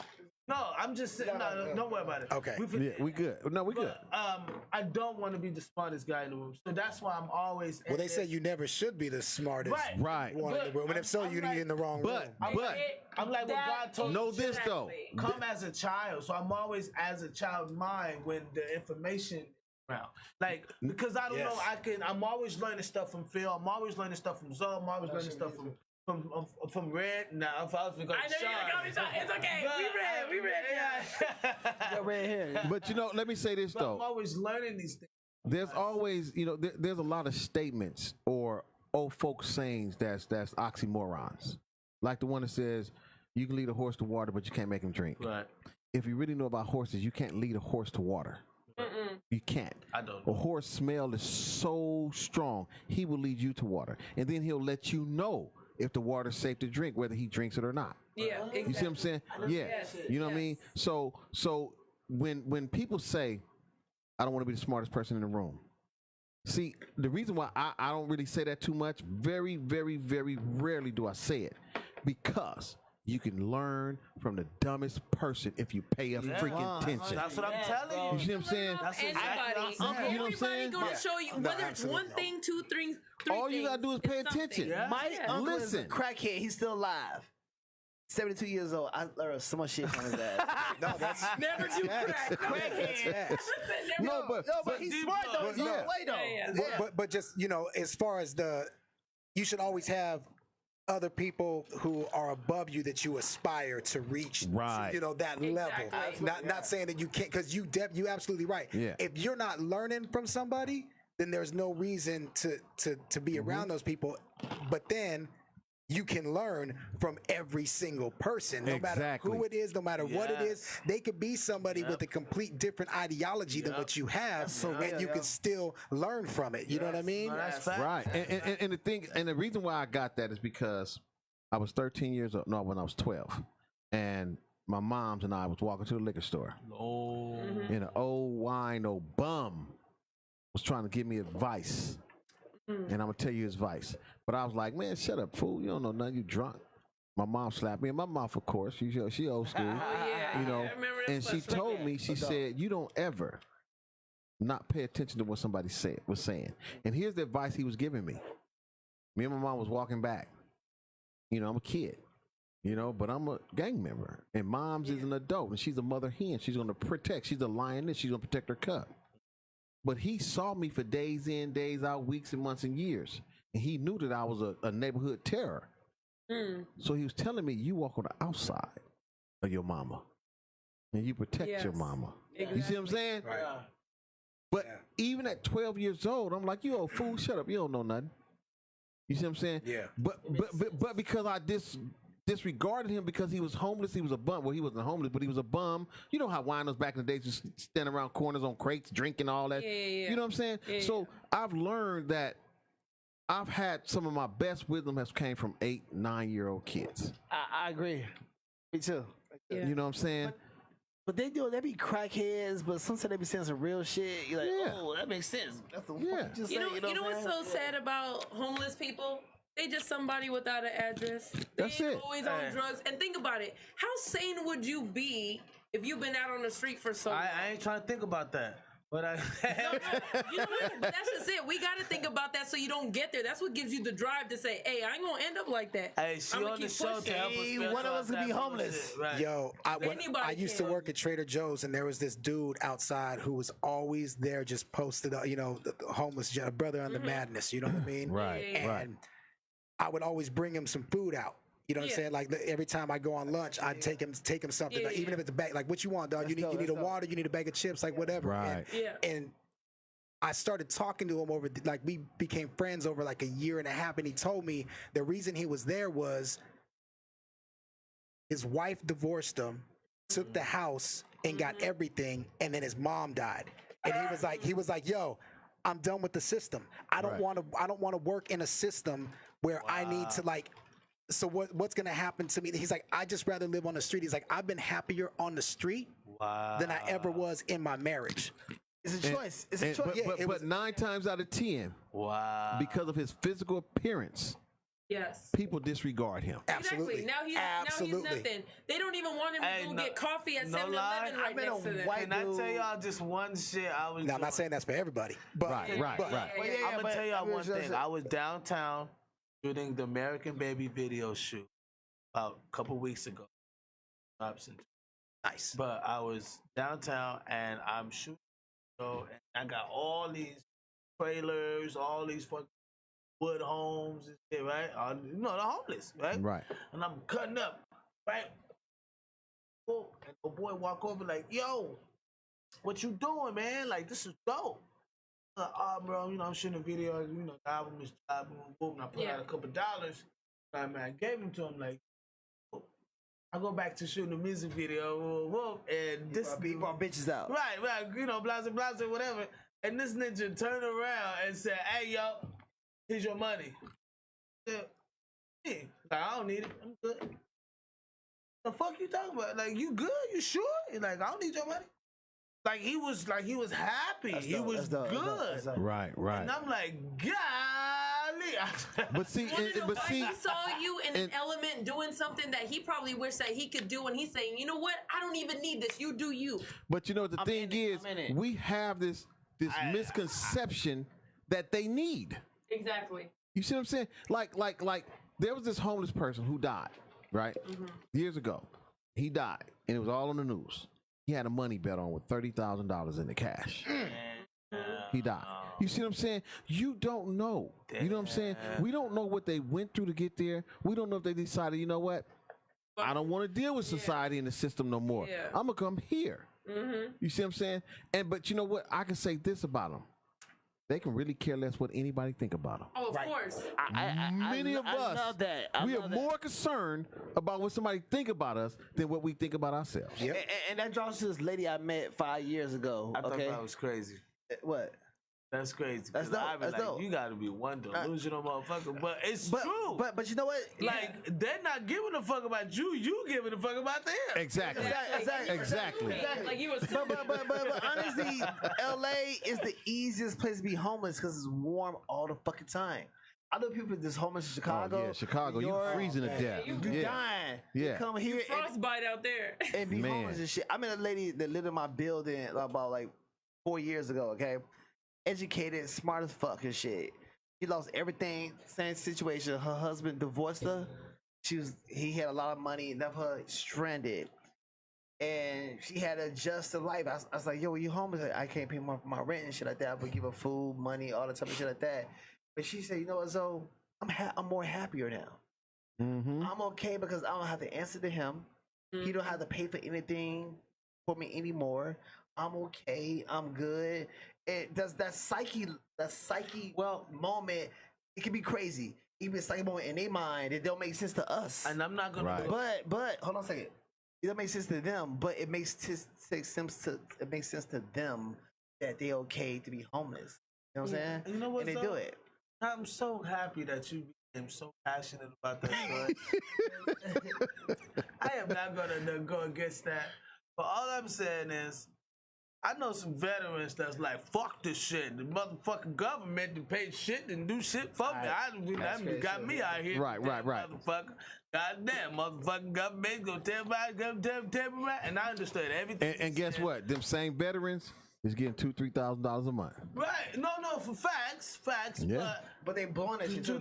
No, they can't live nowhere. You know. Well, the thing is, because they have such a mental disability. Yeah. You know what I'm saying? That they cannot be responsible as far as maintaining it. You know what I mean? And that's the problem. I have a cousin that like he goes to those group therapies and they do all that stuff, but they see he gets paid. He lives in the Gore Hills, his bomb and everything, but they mentally not there. And to tie that into Walt. Yeah. To tie that into you to understand that, like, how would you say your movement, your movement helps that community? Like, how can you help someone see, even though we already probably gone through the whole they already good where they're at? Like, how do you keep them happy and where they're at? What you do, how they can, learn from you. You saying as far as like homeless folks? Yeah. Well, because a lot of times, some of those folks it is a choice. Not I'm saying that. I'm not saying that for everybody, but some folks it is a choice. Now, for others, it definitely isn't, and that all comes back down to that self-love. Yes. That love that we're never taught to have. We're taught to like hate ourselves, to hate who we are. You know what I mean? Because it's like you have this fabrication of reality through filters from social media, smart devices that feed us all day long about what's beautiful and what's, happiness and this mirage that isn't really even there. Like that shit is all fake. You know what I mean? So it's like once you can really find out who you are and be happy with who you are, and that comes back to us having conversations, being able to talk with people, whether it's going to schools and talking to kids or outreach programs like we was talking about or whatever it may be, but teaching people how beautiful they really are. You know what I mean? Like how beautiful you really are on the inside, because that's what really matters. It's all about how you feel about yourself, because how you feel on the inside is a reflection about how you feel on the outside. True. That's 100%. And I love the fact that you say beautiful, because that's actually one of his sayings that he says at the end. He says, have a blessed day, beautiful people, and remember to always stay shining. Yeah. That's something that, and so I love the fact that you use the word beautiful, because a lot of times people don't think that beautiful could mean towards men too, or towards everybody, but beautiful can. Well, that's what I love about society. Again, society says what's male and female. And so going back to what you were saying, a lot of people, regardless of what they believe or what they don't believe, what I'm saying is when you have a personal relationship with God, I can never get away from that. You know what I mean? As much money as I made in the streets, as much fun as I had in the streets, I was never really happy. Exactly. When I built that relationship with God, my God, it's personal. Yeah, absolutely. I found happiness. Yep. I found peace. I found less stress. Yep. You know what I mean? And a lot of people choose to make choices that cause them to go left or right. Yep. You know what I mean? And for me, I believe the way I am, it's only one option for me, and that's to succeed in all that I do. Not in one area, all that I do. Failure is not an option. Yeah. And it's not that I don't fail. It's just that fail teaches me how not to do something or how to do it different. Yeah, absolutely. And feel to piggyback on that, you found that after the fact. You feel that after the fact. Yeah. So just to piggyback on what you said, it's like a lot of youth right now, they're in situations where they have no choice but to gang bang, be crazy, live the life they want to experience through what their situation just gives to them and shit. You know what I'm saying? Well, I'll say no choice in the sense of lack of parenting. Exactly. Yeah. Exactly. Lack of parenting, because I just believe, because we had that discussion about choice. I just believe that when parents or mother and father is just that, a mother and a father, person that gave birth, person that planted the seed. When you don't, when you're not a parent, but they're trying to hustle to get their money. It can't be parents though. Well, no, that's not true. That's not true. I had a young parent, but I'm just saying, my thing is, sometimes when you grow up in a situation where you have no choice but to gang bang or play sports, or you don't see nothing, you don't see no light.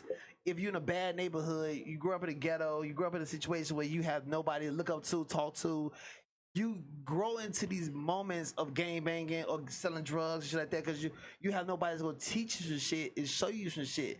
What I learned about being a big brother, growing up doing shit in Inglewood, Compton, even Chicago, kids need that opportunity to hear another voice that's different for what they're experiencing. But you know what though? Here, I'm a firm believer in this. It's different now, because no kids really go to the park and hang out. When I was younger, we hung out at the park. Exactly. Maybe not, not now, at the park. Right. But what I'm saying is, here, this is my firm belief. Some people say we had no choice, and I say I had no choice. You know what I'm saying? Yeah. Because I was groomed into it from birth. You know what I'm saying? Yeah. But in reality, when I really look at it, and thanks to Biz, I really looked at it after about 3 or 4 shows ago when we talked about choice.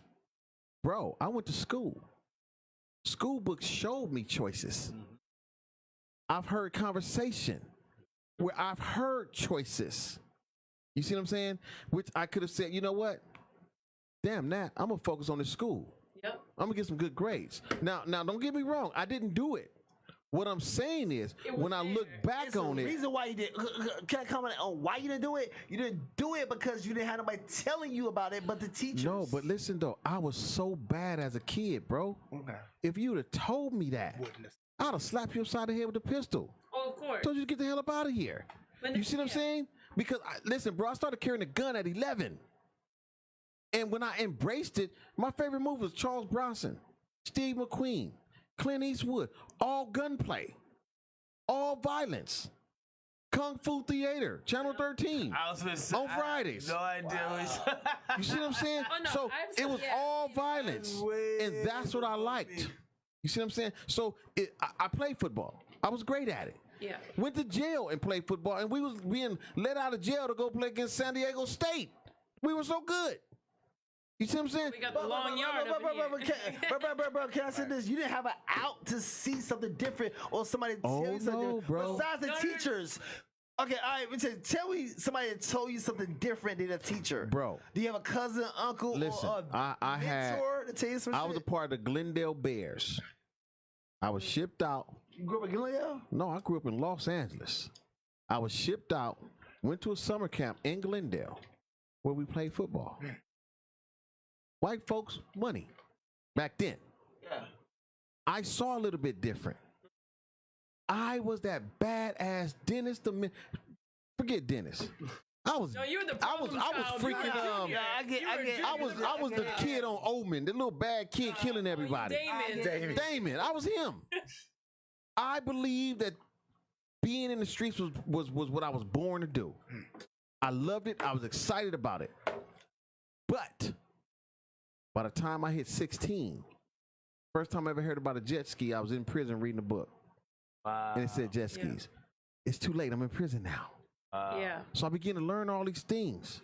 So when I got home, I said, I'm going to make money so I can do all them things I read about in prison. Exactly. You see what I'm saying? Because you know why? You got to take a pause out for yourself to really see. And that's kind of Life what we're was so doing fast. in this quarantine. Everybody's starting to see what we've been messing up on, what we could do That's better like at. these money scams. I'm trying to say. You know what I mean? That's what this quarantine is. Now you're reading books. You say you're reading more books. You're reading more books.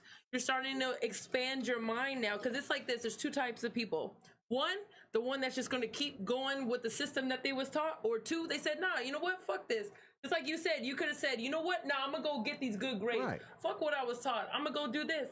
But it's up to the person on who No, they are. here's the killer part. I was a straight A student from day one all the way to the 10th grade. I was straight A's in the 10th grade. Yep. I dropped out of school first semester because I wanted to gangbang. That was more thrilling to me. My cousin did the same thing you did. Smart as fuck. Did double, but still wanted to gangbang. Yeah. But my process through that situation, we had no choice because nobody was giving you that. I don't know how you see your parenting. No, I agree with you. don't know I how had your no parenting choice. Was my cousin had no parenting. I didn't have no parenting. I played sports. It was different. You know what I'm saying? Right. But you in the hood, you have no choice but to play sports or get your ass whooped. But If by yourself. see, Biz said something. See, I'm the type of person. I chew on. I don't want to say it again. I chew on. You ain't got to. I chew on conversations. I chew on conversations later. Please tell me how did you get through that moment because No, you listen. had certain choices. Biz Every said kid got this. choices. Biz said, and I said I didn't have a choice. My family started the neighborhood. Yeah. I was born into the neighborhood. I had a simple choice because see, when Biz said, you have a choice.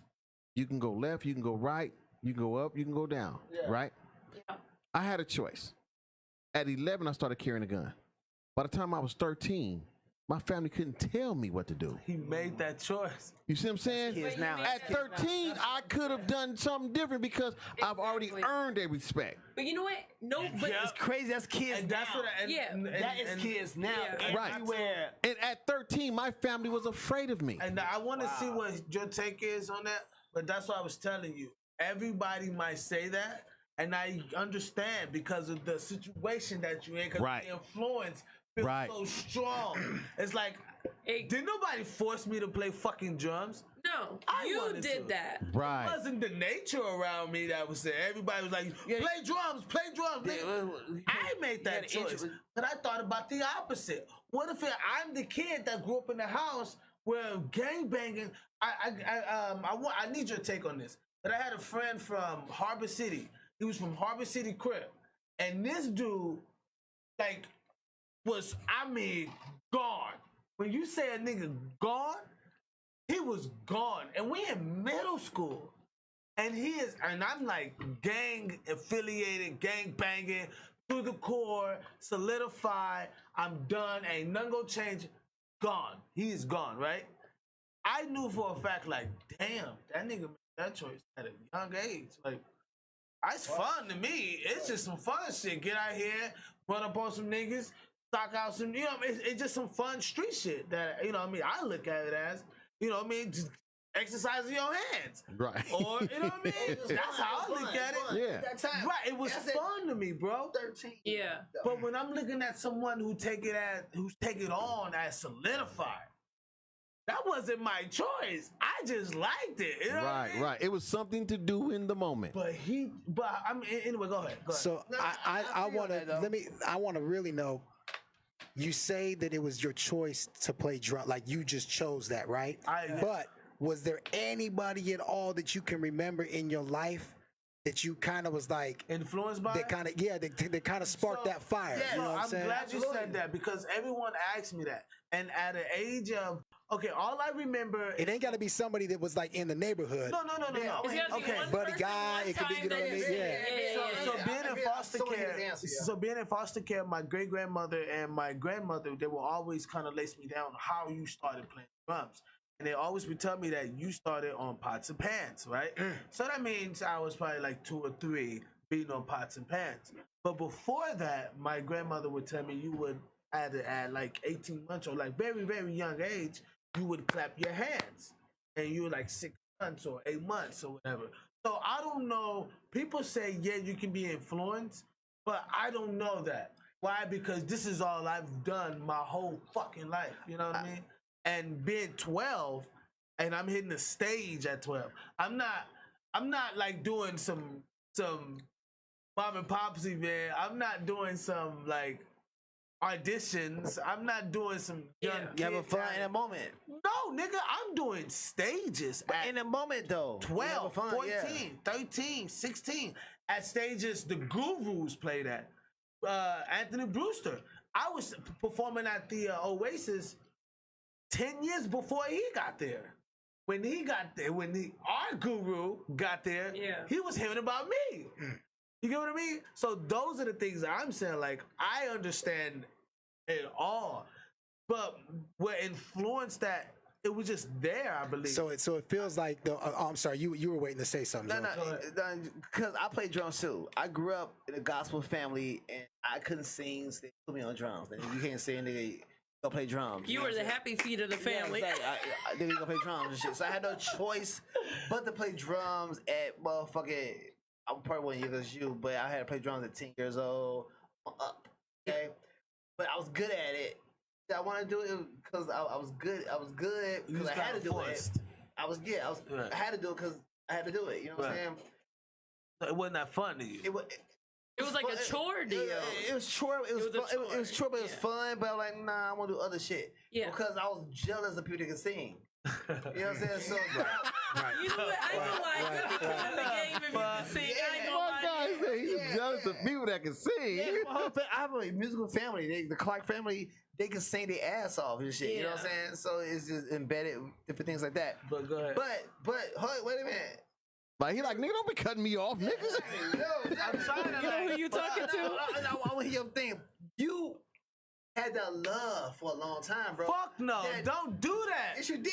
Don't Did he give not say me that? the Did he not say typical that? bullshit. Did he not say that? Yeah, he did. You did say that. You did say Did that. not say that. People say, yo, play drums. I'm playing. And They gave you the drums at a young age. They gave me pots and pans, people. That was bad.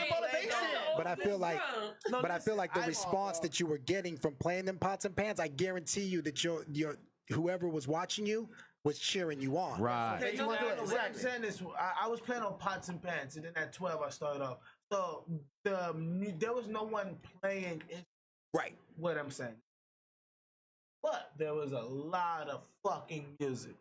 Why? Because of Fat Domino, Mahalia Jackson, Right. Bobby Blue Bland. I mean, like stupid, from Muddy Waters to Howlin' Wolf to Gangstars. I mean, really, Gangstars? Out of that group, you go way to Gangstars to fucking Phil Collins to Celine Dion. See, you doing what you doing. I mean, to Toby. I mean, from country to hillbilly. I was absorbing so much fucking music at that age. My great grandfather owned a record shop. So, ask me how I learned how to play drums. It wasn't on pots and pans. It was from listening to fucking records. Right. But, hold it. Wait a minute. Because I can sit here. Right. But if you give me some drums, the way you hold them damn sticks, I know. and you got and you twirl them, that's a skill. No, but It's a that's a skill. process. That's the No, process. but what I'm saying, here's what Bro, I'm saying. I didn't take lessons. You didn't take lessons either. Drumming. Hey, wait a minute. I took lessons. Drumming, bro. They don't Drumming know. I play is snare catching the drum. beat and getting and going for it, bro. Come on, man. Okay, but You didn't take no lessons, bro. what I'm saying to you read is, music? yeah, I'm gonna read He his because I probably read seen music. it. But what I'm I saying do. is, I do. okay, look, I believe this. What'd he say? I'm gonna read it because I read it already, but I'm gonna read it out loud. What I'm saying is, okay, I've been a counselor all my life. When I say all my life, bro, I'm talking like Since knee high to a grasshopper, a counselor, bro, right? And people took it as, oh, he's the leader. He's the, but I was a counselor and I was able to influence people, right?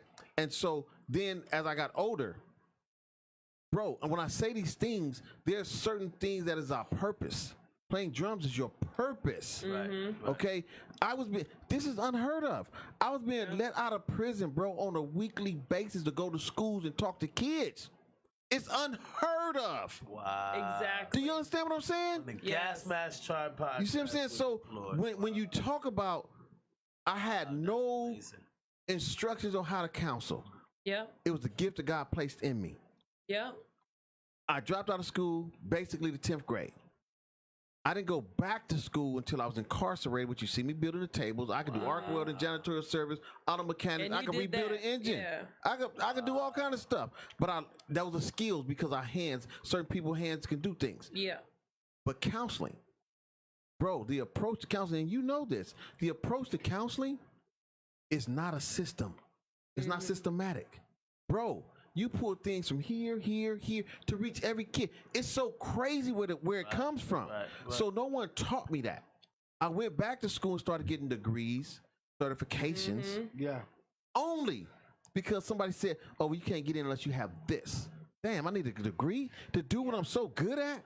You see what I'm saying? You need the credentials to show that. Because you know how to do it doesn't mean that they'll let you. They want to see the credentials. And what sucks is they'll take someone over you that has no experience but really says, oh, here, I got the credentials for it. Right. And they'll take them when you could do a better job. So Walt said, being raised in the projects in Compton in the late 80s and all through the 90s got you caught up in that lifestyle, but we always had a choice. I did a lot, and Biz knows some of it, but I had a few mentors that showed me the way out when I became of age. I realized we always had a choice. Now, let me say this. I have to say this. Choice and options is two totally different things. Yep. Choice is something you consciously make a decision to choose. Exactly. Now, up until, and going back on what you said, I realized up until 13, I had no choice. I had no options. Exactly. It's what the family said. And that's what. Once I've earned my respect and I had a voice, choice came into play. Exactly. And I chose to continue that lifestyle. Or you know what? I didn't choose to get an ass whooping. My grandmother whooped my ass. And that's not a choice. Well, it is a choice because you could have chose not to mess up. Oh, I could have chose not to get the right switch. Being a kid though, you ain't gonna choose. Yeah, exactly. Going out there to find a thick ass switch wasn't likely. If she was like my mom, she'd like, go give me 3 of them because she know you'll get the thinnest, and she braid them together. Yeah, exactly. You know what I'm saying? But go ahead, my bad, man. No, it's all good. Yeah, absolutely. Like back to what we were talking about with you, I think with your situation, even though I don't know you, but just from what us talking right now, everything that we do is to get the attention of the people that we love.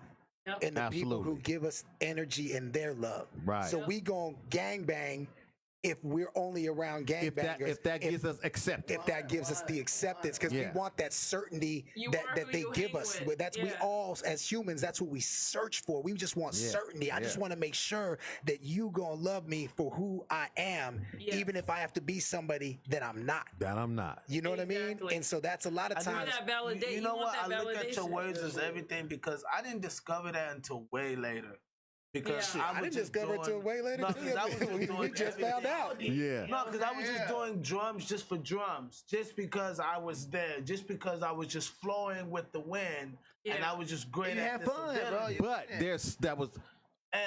there was a piece. Yeah. So you tell me I'm wrong. Go ahead. When you played drums at a young age, regardless of what your mindset was, there was a piece. Now I'm gonna change that word piece.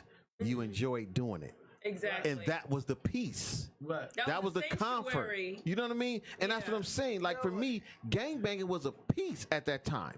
Not that nothing was going on in the house. Yeah, and it was my acceptance. We all want to be accepted. Right. And the more you played them drums, the people like, whoa, you good. We need to put you on tour. But you know what I learned too?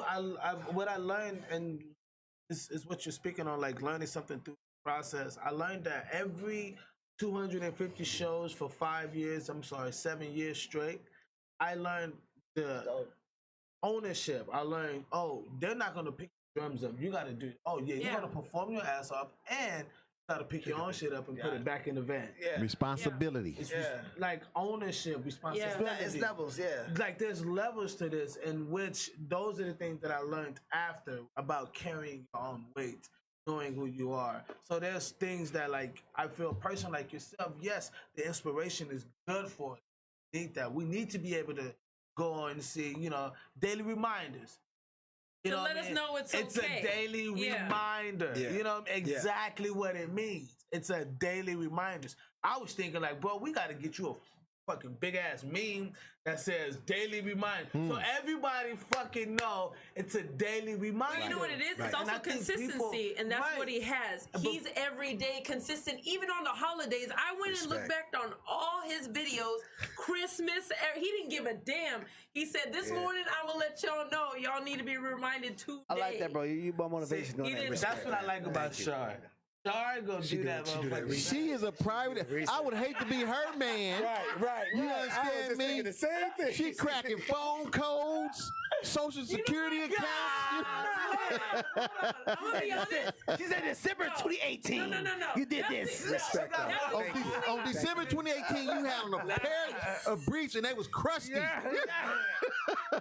Everybody didn't like you, but you still did it. Let me tell you something. That is the only person I don't investigate. That What? is the only. You want to know why? Cause you gonna find some shit out you don't. No. Exactly. But I'm Wait a so minute. respected around these areas. It will come to me, and just know when I find out, you checkmate. I'm finna put on my very white voice. Nigga, don't you believe that bullshit. Don't you believe she ain't looking into your ass. I don't need to. You want to know why? It's called confidence. See, I think men are so used to dealing with women that are insecure. I'm not. No, see, I've never dealt with a woman like that. Oh shit! But we gonna get back to the show. That's next week. That's next week topic. But look, Walt said something I really like. He said there's always a difference in having a choice and being given a choice to make that choice. One thing is we have a choice, but for some of us at a certain age wasn't given a choice. 100. And he said that exactly how I feel it. Yeah, because I wasn't given a choice. I was told. And in telling me, they gave me two choices: gangster or player. Yep. Exactly. Or pimp, whatever. Now you have know what I'm saying? Right. But same time, if you even want to choose, but even as a child, you want to choose one of those choices. You still have the parent. Like, nigga, you go do this. Right. You know what I'm saying? Like it was so crazy, bro. Like back in the 80s, man. Hey, my nigga's so gone. Yeah, back in the 80s, man. You know, like I used to have long hair, so I would have like one braid in the middle. Did you have the jerry curl? Did you? I had, bro. Hey, bro. He had the tail. For me, no, my hair is long. Look. Absolutely. I had the perm. Wait, I had the press and curl. I had the perm, and I had the jerry curl. Oh my God, wow. You understand what I'm saying? And look. My perm and or press and curl, it was all curled up here in the back. I used to have moms tuck it in like a feather. Oh, bro, we was fly. I gotta see that, bro. So you gotta remember, I'm a '60s baby. He too gangster. You know what I mean? He too gangster. Yeah. You see what I'm saying? Look, I can tell you the year I cut my jerry curl off. What year is that? 1997. Okay. Oh, wow. See what I'm saying? And my hair was like down here. You know what I mean? Damn. But when did curl start? Like, what year is that? 80s, nigga? It's a black dude who invented it. But yeah, shit. The curl started way back in Billy D. Williams. Michael Jackson had curl though. I thought Temptations was before. Come on, Temptations, bro. They had curls for Mike. It was in the 60s and 70s. Yeah, they did. 60s and 70s. Yeah. Okay, I'm sorry. Deploy. I'm sorry. We good. No. Deploy, please. No, because we were talking about like choices and options, right? You have a few questions that you want to ask. Well, you know what? I kind of like the way that we're feeding off of too. I mean, we can ask more questions, but this vibe is dope too. Go ahead if you got a question. Go ahead. Because we can't go for too long. Okay. No, we finna go. We'll be done in 10 minutes. Okay. If you got a question, go ahead. But we need Deploy. Deploy ain't tripping. He think like, okay, what's open? Because Dr. Phil said a meal. I'm gonna get a meal out of here before I go. I'm like, Randy's is right up the street. I just get a donut. We cool. We can go to Randy's after the show, bro. That's it. Deploy, I don't know this question. I don't ask you off the air. I know you're a rapper. How did you become a motivational speaker? Be an MC. How does that? I'd say that. So it really spawned from the music that I was writing, because the music that I was writing always had an uplifting, positive message behind it. So it's like, no matter what, it's like one of my choruses for my first album was like, it all starts with you, no one else. Knowledge yourself, then you can help others. My sisters and brothers, let's uplift, y'all. Let's uplift. So it's like there's always been that message in the music, and I didn't realize it because, like you said, God was speaking because we all just conduits. That's you know what I'm it. saying? That's it. So when the Spirit is speaking through me, when the universe is channeling what it's supposed to, I just present it. You know what I mean? And so from that, I would always have people after shows like. I would go and do shows in the Midwest where, like Biz was talking about, it ain't nobody, ain't a minority in 50-mile radius. Like I would be the darkest person there. I'm light skinned, bro. I'm light skinned. You know what I'm saying? Like I'm a light skinned Mexican. So the folks is like, they thrown off by it, but then they hear the music and they hear the message, and all of a sudden they come up to me after the show and they like, man, I feel like you just converted me. Like I like rap music now. That's dope. And it's like, word, I feel like I'm out on a mission. Like, you know, I'm spreading the word right now. Like I'm doing and so you understand that it's not all about shaking asses and busting pistols and jewelry. Like there could be something else behind. You ever heard of Public Enemy? Yes. You know what I'm saying? You ever heard of Brand Nubian? Yeah. You know what I mean? You ever heard there's a message behind it. And so I grew up with that school. And you brought it back. And so I was just, you realize people listening to what you're saying. And so I had a friend, because I would always post inspirational memes, and I just had a friend, a great friend, who was like, you should do a video because you always, that's been my thing since I was a kid. Like you said, the counselor's always been in me. Like I've always been that person to listen to other folks. Like you have problems, I want to know what your problems is, not because, it's because I care. You know what I mean? That it's, I don't know if it's that empathy or what, but it's like I want to feel, because again, like we were talking earlier, I'm going to learn from everything I listen to, no matter who it is, no matter what they're saying. I'm going to learn from it, even if it's something that I don't agree with. I'm going to learn from it. You know what I mean? So that's me. That's how I am when I come in the room. It's like even though I can be the lead or whatever, I'm still want to learn because you got open ears. I got and I'm always open ears. Like me, I'm this. I don't make decisions right off bat. Some people say that's bad because you don't know what you want. I say no. But you gotta scoop it out though first. You can't just throw it out there. Hey, that's the gray area. There's some gray. He was always pitching out the bullshit. I got on my gray today just for the, for, you know. I looked down and oh no, I got black. Never mind. No, go ahead. We had somebody disclaimer. Hold on. Disclaimer. We had somebody on the show that was talking about gray shades and how he don't keep any gray in his life. And he burned all his gray shades, Plaza. What's crazy? Give them away. I know. And they were both wearing gray shirts at the time it was happening. I know. That was the crazy part. But anyway, go ahead, Walt. What did Walt say? Oh, he said a lot. He said, bro, I used to gangbang, run the streets, doing certain crimes in and out of jail, fought a life sentence and won, but that was a blessing from God. I learned a lot, especially from the OGs in jail. Then once traveling and seeing the country change my mind frame with the courtesy of the majority. I'm kind of tipsy, y'all. Majority big mentors from Compton changed my mind frame. Biz was at every court date except the last one when I was fighting a life sentence. What the fuck wrong with you, nigga? Really, Walter? What the fuck? Hold on. What the fuck, nigga? Really, Walter? Really, Walter? You gonna leave out the last one, Walter? Except the last one. Damn it, Walter. Just damn it. No, you know what? Most important Hey, look. He give you a compliment and then he take it away, you know? Fuck me. Oh, you know why? Because it was the most. Wait a minute. Yeah, was Walter the one you were talking shit about that said, hey, he fucked up one time because he letting you know you fucked up one time? See, all that shit that you did. And All that good shit. Whoa. I'm with you, bro. Whoa, man. Nigga, I'm done after this show. Nigga, I'm done, son. I'm done. Hey, but you know what, though? Again. I was there. Again, nobody, and this goes for everybody. Now, this is something that I can actually generalize, and it's factual for everybody. Yeah. We do not get up until we realize we have hit ground zero. And can't nobody pick us up. And that's called catching the blessing. Only God can. Because as soon as you hit rock bottom, he throws it at you and said, this is where you count your blessing, and it's up to you to ride with it or to fuck it up again. And the thing is, a friend of mine said this to me. She said, from the time you're conceived, Mm-hmm. before you even an embryo, whatever it is before that, God has placed in you everything you need to be who you are. A man, a woman, A better who you are. Even Yes. if you don't have a father, even if you don't have a mother, even if you wasn't taught how to play drum, he given each and every one of us skills.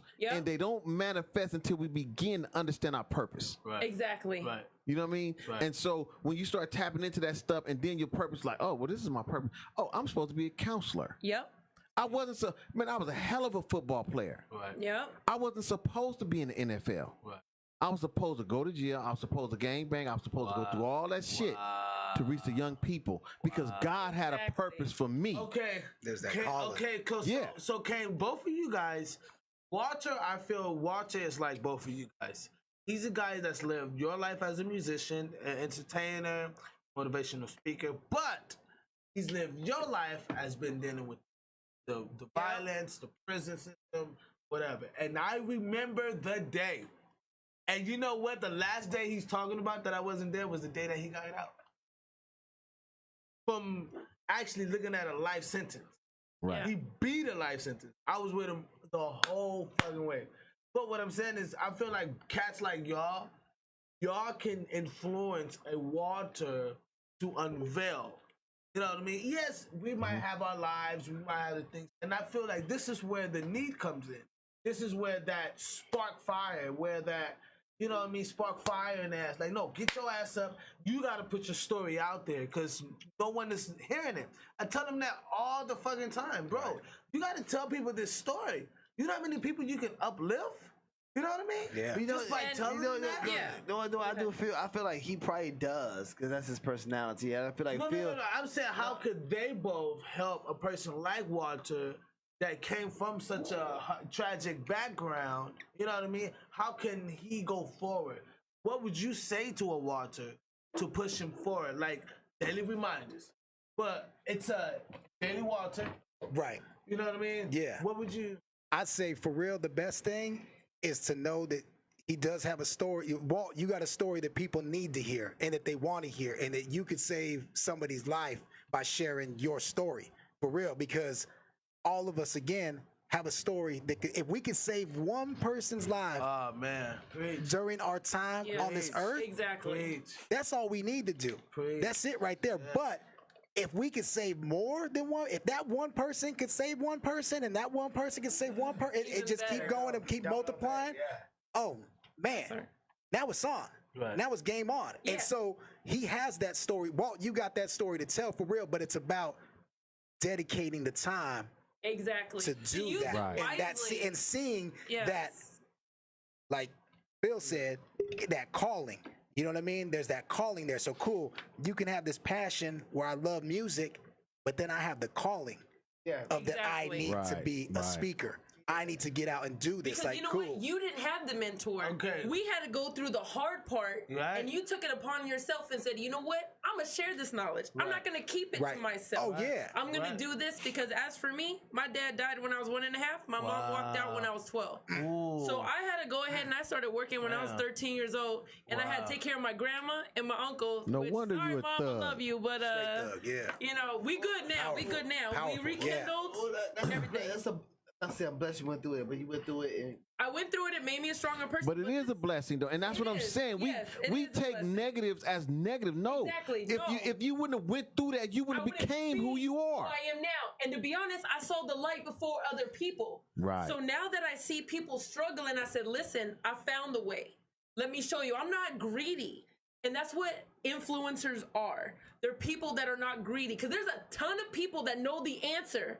But so you're giving them too much. Next week we're gonna have just us on the panel. no, we ain't gonna have but Walt was saying that he does give his story and share it. Yeah, that's what in I'm person. saying. He does do that. So you was no, I'm with him. No, I know Walt does that, but I be telling Walt, you know, in the Bible it says, if the heathen shall not hear, dust your feet off and keep moving. Right. So that's what I be telling Walt. Walt, you giving $1 million game, look, he's just gonna do the same shit. But wait, let me say this to you. wait. But wait. Listen, hold on. Wait. Let me say this to you, bro. Let me say this to you. I agree with you partially, because here's what I learned. I'll never forget this. 1985. I was in Central Juvenile Hall. A priest came and was talking to me. He was talking to me about God. My nickname is Devil. I want to hear about God. I mean, I was raised in church. Mm-hmm. I asked him, have you ever had your lights turned off? Have you ever went without food? Do you know what it's like to have to wear somebody else's clothes because you ain't got none? You know what I'm saying? Right. And he said no, and I shut him down. Mm-hmm. But he was the first person to ever tell me God truly loves you for who you are and right where you are. Right. Yes. That was 1986, 85. You see what I'm saying? I will never forget that. So what I agree, the Bible says do not cast your pearls to swine. People think that means like don't flaunt your money in front of people or things like that. Yeah. But that also means your gifts. That also means the things that he's blessed you with.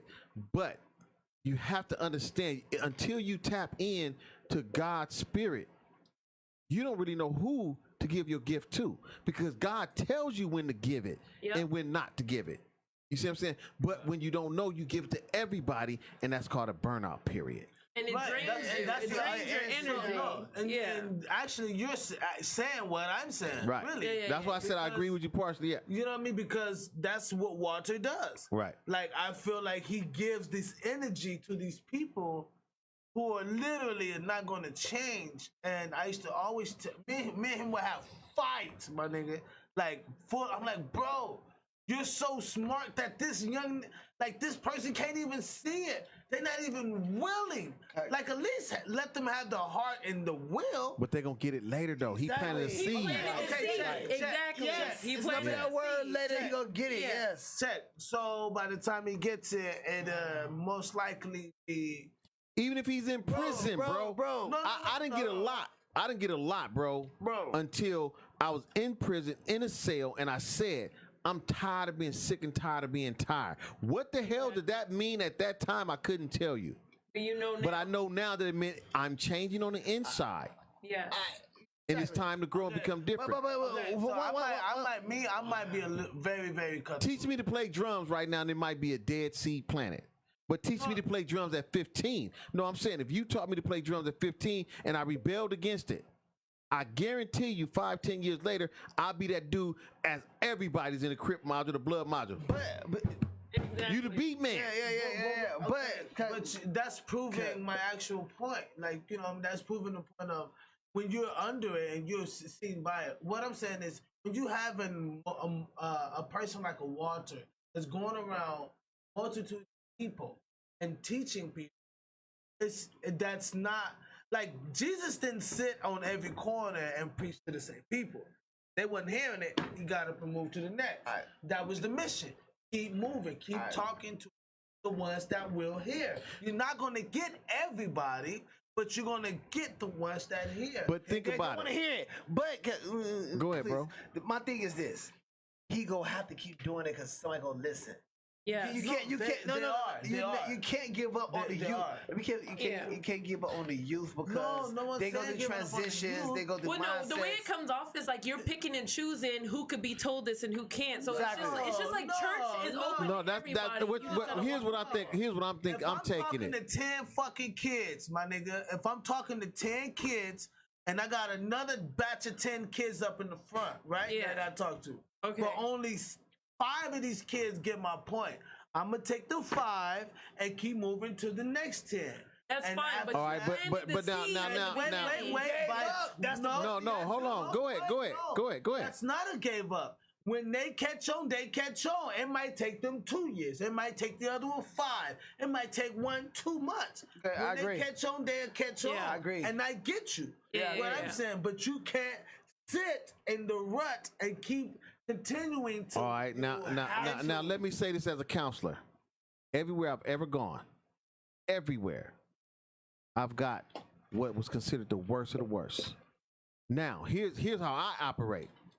If I got 10 kids and 5 get it, guess what I do? I pay them less attention. I focus on the 5 that didn't get it. Exactly. because they got it and they're gonna continue to hear. This is me. This is my method. Right, Yeah, exactly. Okay, and I focus on the 5 that didn't get it. You know why? Because those are the 5 that's gonna be drive-by shooters. Yep. Getting life. You know what I'm saying? Yep. And my purpose is this: at the end of the day, you can never say, because see, I can say nobody never told me. You can never say nobody never told me because I was there. I held your hand. I've been writing dudes for 27 years. This December be 28 years that I've been home.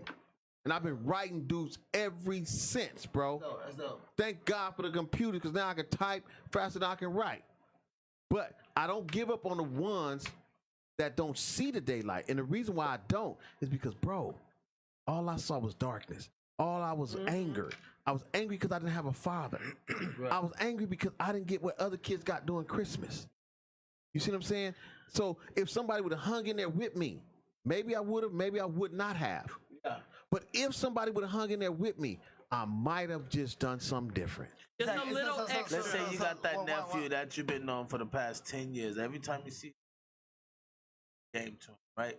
Now the nephew is like 30 now. Nephew still in the same rut. You go. No. You telling me a true story? My nephew, my name is Diablo. He's infant Diablo. He's the last. I got 8 other Diablos under me. Listen, hold on. Listen, let me tell you a true story. He became a tagger. I told my homies, I said, go get that nigga. Right. He banging tagger crew? Put that nigga on the hood. This is how vicious I was. Wow. Put him on the hood. Oh, wow. He's 34 today. He got put on at about 16. Wow. You understand what I'm saying? And to this day, he's a general of the tiny lokes in my neighborhood. The general. He runs them. I'm in his ear constantly. Constantly. Yep. Because there's 2 things I know. One, I'm the one who put him on the hood. I should have made him go to college. Right. 2, You got to stand. 2, he respect me to the fullest. My words is golden to him. Right. I can't say stop gangbanging and go get a job right now. No, because he's not there. Yeah. But hey, bro, he's It's gonna working. take time, but you're consistent. He's a security guard. He got a couple of children. He's still involved with the hood, Yeah. but he's still trying to do something different and or better. I can't let go because that's a product of me. I gave birth to him in a sense of that's amazing. putting him on the hood. That's amazing. So I just can't give up because I know when you know the damage you caused in your community, there's no such thing as giving up. You don't have the right to give up. It's not even a choice or an option. It's till death because that's what you claim when you was in the streets. Yeah. What I learned is what you trying to say. When I don't go ahead. You can't be forceful. You can't be forceful. They gonna get it when they get it. When they're ready. When they're ready, they gonna get it. But what you can do is keep other people. Yeah. Okay. If a youngster get it, homeboy to get it, right? Be on his side. Right, because Walter laughs at me. Walter laughs at me all the time. He's like, bro, you are the most non-patient person when it comes to teaching. You have to be patient with kids, bro. You have to. No. See, I don't think you understand what I'm saying. Kids at an elementary school is different from kids in the streets. 2 different people. I get it, bro. That's all I'm saying is when you're talking inspiration and you want to inspire kids, you gotta be these kids now. You know what it is? He's talking about immature. He's talking about immature. It doesn't matter what the age is. He's talking about from kids. Let me say something. You're not gonna deal with no immature person day in, day out. This is my thing, bro. This is my thing. I have a dude that's with a son, bro. Bro, let me say something. He does that. No, let me say something. If you give up on somebody, I explain it to him. I'm not giving up on you. Well, I don't say that. When you keep explaining to somebody, you say, you know what, fuck it, I'm gonna explain. Next kid, they used to everybody doing the same thing over again. Yeah. They said, fuck it, I'm gonna keep moving. They used to, it's kids like, you know what? Give over me. But I'm trying to do some shit or attempt to do some shit. You have to be on the kid consciously because sometimes it takes a little extra. It's not extra. Okay. It's my games. It's a lot of things you gotta do for a kid. You gotta go beyond for a child. This thing about me, I've been a big brother for fucking 7 years. Okay, what I learned is if you understand. You know who Nambla is? Yeah. Nambla? Yeah. You know what that is? I do. Hold on a second. Well, I want you to say this. Once you understand a kid, Listen, once you understand a kid, if you really truly understand the kid perspective of life, what he's been through, how he think, how he feel, situations. If you understand a child and no judgment at all. You say, I get it, I understand it, I feel you. A kid open up to you. That's the fight. Some of these kids been through a lot of drama that we can never experience. They're not open books. You gotta crack the shell. You think you've been through the worst? You think you've been through the worst? You think you've been through the worst? Kids have been through. Now in time, been through the worst shit ever right now. Okay, now I'm gonna be an ass. Kids only know what they're taught. They only know what they're taught. Yeah, that's what I'm so the trying to only say. reflection. I don't know anything. I can only be a reflection of what you show me. If I'm a kid that grew up around rich white folks, that's very seditious shit. I'm gonna be what? Seditious shit at the age of 5 and 6. I don't know anything different. You know what I mean? Right. So all I'm saying is when you're showing a child something, the representation is everything. So if you are that, some kids take heed, some kids don't. I'm not saying just kids. I'm saying teenagers, adults, old people. It's the maturity of the brain is what I'm saying. You're not going to sit around too long to keep telling a person that they are doing a good thing by washing their teeth. No. You know what I mean? No. Every single day. And that's just something stupid. In a child's life, bro, that's a different story. Hey, I'm not talking about a child here. A kid. I'm talking about everybody. A teenager, a grown-up. Let me add this. I'll tell you this. And what you see. You saying grown-ups. I'm saying and No. I mean, I know with kids that's my specialty, but with grown-ups, I haven't done my show in a couple of weeks, and I purposely don't do my show sometimes. But I get inboxes. Yo, what's going on, man? You ain't done your show. I need that. You know what I'm saying? I look forward to getting that. Right? Then, like right now, we do it's called Microsoft Teams, where we do video chats with the kids in juvenile hall. Bro, all week, Tuesday through Friday, the kids is acting up. They ain't paying no attention to the teachers. Yeah. On Monday at 10:15, when I sign in, bro, yo, we here. What's up, big homie? What's up? Exactly. They're in jail. Full-fledged gang members. I don't know them from the streets, but they want to hear what I got to say. Right. They respect you. You see what I'm saying? Right. And the thing is, when you're talking to people, you don't know who's identifying with your story, with your comments, and so you can't give up. Now, I understand what you're saying, but because this is my field, and I tell people this is my retirement plan. This is not my job. This is my retirement plan. I enjoy it that much. So when a person goes out and they sharing a story, they sharing good information with everybody. See, you can go into a music world and talk about music all day and be at home. You feel what I'm saying? Right. I'll stand there next to you and be like, hey, Fizz, what they talking about? Oh, okay. Mm-hmm. Who was that? That's you see what I'm saying? If you gave me 5 days, I can speed you up in like you at least 10 years. Right, but I got to be receptive to it. Right, exactly. And that's what Walter is saying. Right, and what I'm saying to you is, if you don't give up, whether it's 5 days or 5 years, you might look up and be like, damn, Phil is the greatest drum player. Man. Yo, these kids go through shit, bro. You know what I mean? Right. Because let me say it this way, because this is not your purpose, I understand your mission. Right. Yeah. Your mission is, I got to give you this information. I need you to grasp it. If you can't, I got to keep moving because I don't have time to sit for you, because that's not your purpose. Right. Yeah. See, your purpose is giving people the music that God gave you to give. Right. Yeah. You see what I'm saying? So I understand the lack of, for a better word, the lack of patience you have waiting on those 5 who didn't get it. And that's why somebody like me will come along and say, oh, these 5, let me have these 5. But That's what Watson told me. And I think this is kind of where you guys really work great at. Watson tells me that. He says, Biz, you're not built like me. Right. I can do that. Like there's relationships that people who and he could tell you, I've knocked off the relationships 5 years ago, and Watcher still know this nigga. You know what I mean? And like, you know what I mean? It's dope as fuck.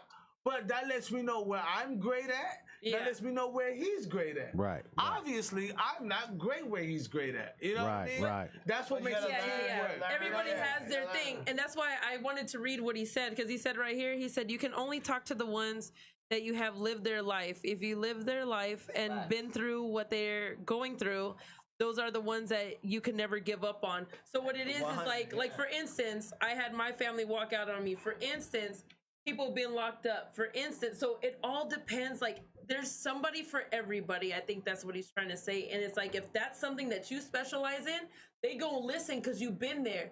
But now if you sit there with somebody that hasn't been through what you've been through, they gonna listen to you because you can't tell you know them what? I want to add this. I agree, like 90% of that. Okay. That 10% is this. What do you agree with, Deploy, after this? I have talked to kids that never walked my walk ever in life, bro. Okay. Touched them. That's what I'm at. You see what I'm saying? And they was like, well, damn. I'm gonna tell you how he did it. You see what I'm saying? And so for me, because I don't care who you are, you notice if we talking about kids and counseling, I get all into it. You know what I mean? Because that's my passion. That's your field. Yeah. You see what I'm saying? And so I went to Beverly Hills High and told them kids like, look, man, y'all doing all this dumb shit. Oh, did I just curse? My bad, because this is how we get out in the hood. So I'm going to talk to y'all the way y'all talk to each other when your parents are not around. And all of a sudden, everybody in the gym go quiet. Yeah, the whole respect. Now listen, man, your parents get mad at y'all and they go buy y'all a Maserati. Our parents get mad at us for something we did. We get a beat down. Exactly. 100. You know, and after the show, it's like, hey, Mr. Field, can I get your number? Mr. Field, can I? You know, yeah, you can get it. I know they're not going to be hitting me up because they're not going to hit me up as much because they can't accept the hardcore truth like the people from the hood can. Exactly. You see what I'm saying? But here's the fact. I never lived in Beverly Hills. I've never been like them, so to speak. Yeah. But you can reach somebody even if you haven't walked in their shoes. Okay. Because when you're walking in your purpose, bro, God is taking over. Like when he said he do his lyrics. Right. And he's a vessel. When you a vessel, bro, and God step in, you can reach anybody. Because you're doing what? Convicting the soul. You're right with that. You're convicting the soul. And that's the thing that holds attached.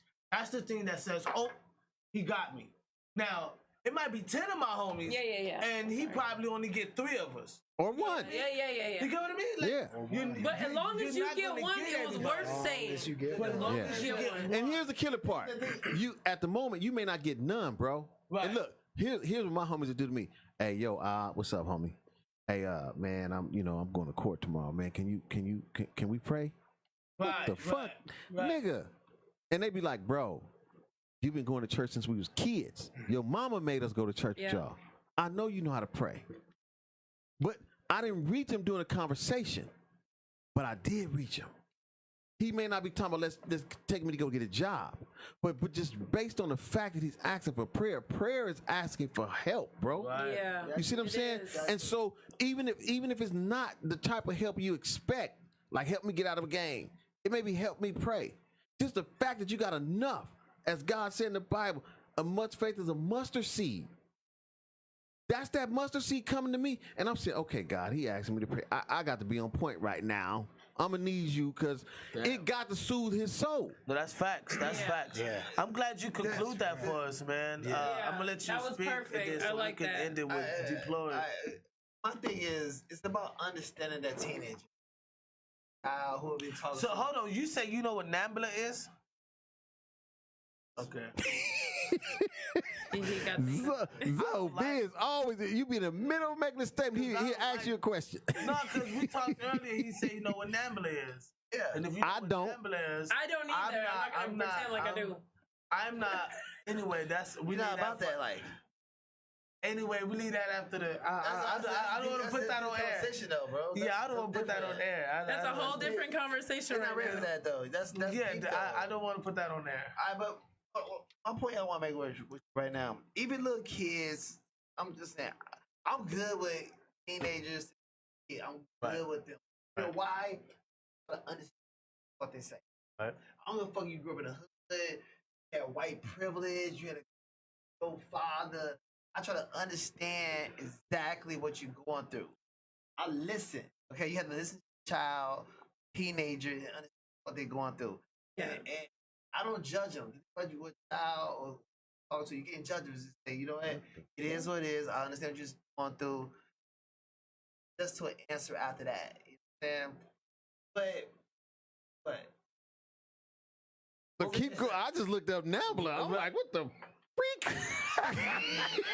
Keep going.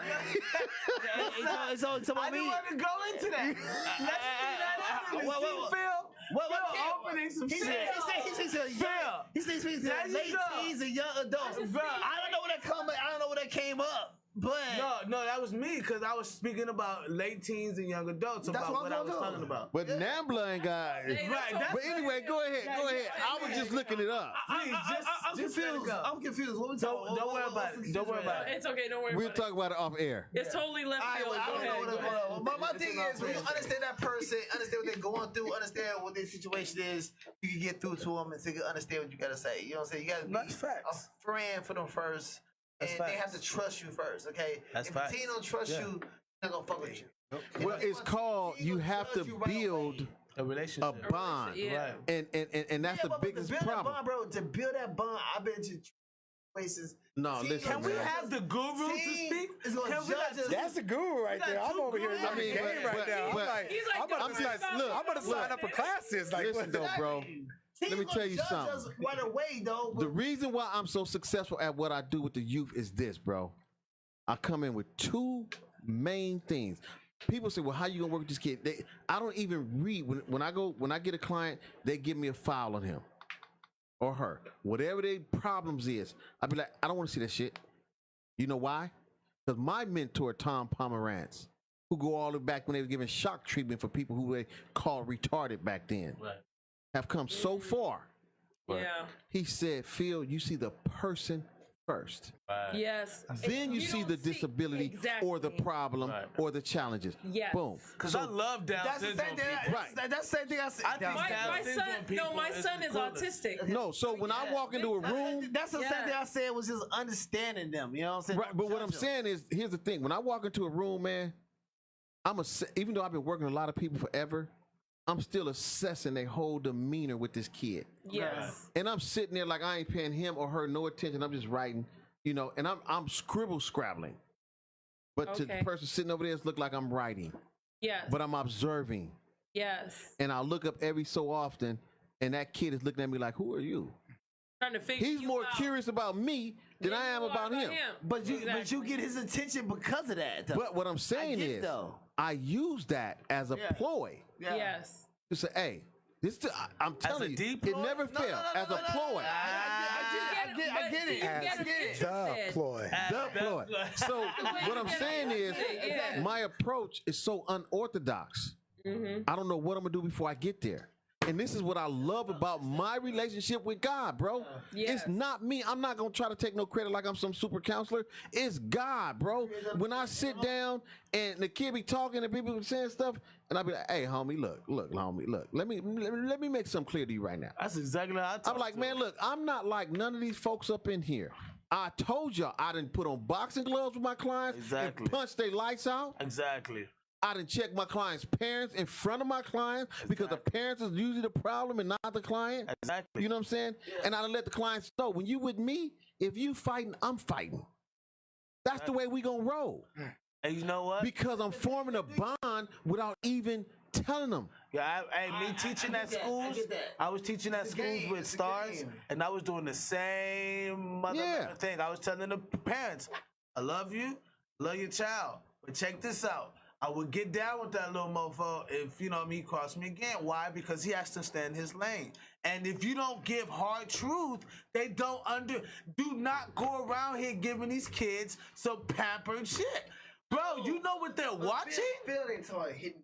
No, I done punched my client's lights out. Bro, He's understanding them, bro. He's understanding. Did you just hear what Phil said? I heard he said. What did he say right now? He just said. He punched their motherfucking lights out.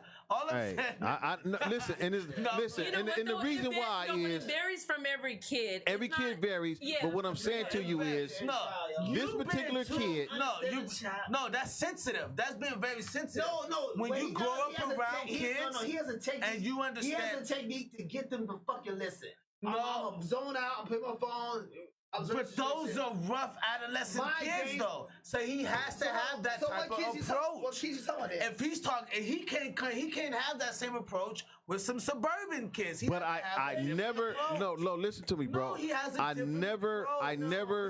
have Observation is everything. Biz. I never have a particular approach. But observation. But once I get there, you go that moment. It's like once I playing get poker. there, You you know what I'm saying? But I don't care who it is, where you from. I'm gonna let you know. I don't never walk into a kid's life as Dr. Phil. Don't none of them call me that. Right. It's Mr. Phil. Right. You know what I'm saying? But when I walk in there, the one thing I always establish with kids, I am alpha male in this freaking room. Yes, you let them know who's boss. Period. Because no matter we are the biggest animals on this planet, and if we don't establish our position early, the younger cubs is gonna take it from us. Exactly. Oh yeah. And that's what happened. And that's what happened. You know? The Cubs is taking it now. We got people running wild here.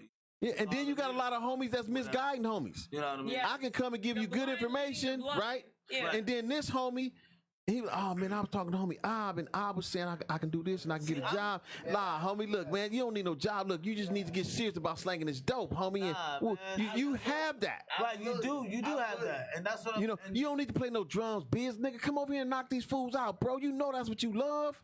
I ain't gonna lie, I did love that shit. I did like that. I was quick to put up hands. He got you. See, he know because he knew where to get us. No, but that's me. But that's what I'm saying. I'm See, about that life. if I was young like that with biz, we'd have been tight. See what I'm saying? And every time I got into it, biz, I just fought 6 niggas, homie. Come on. I would have gotten fought. Biz like, oh, it's on. Was cracking. You see what I'm saying?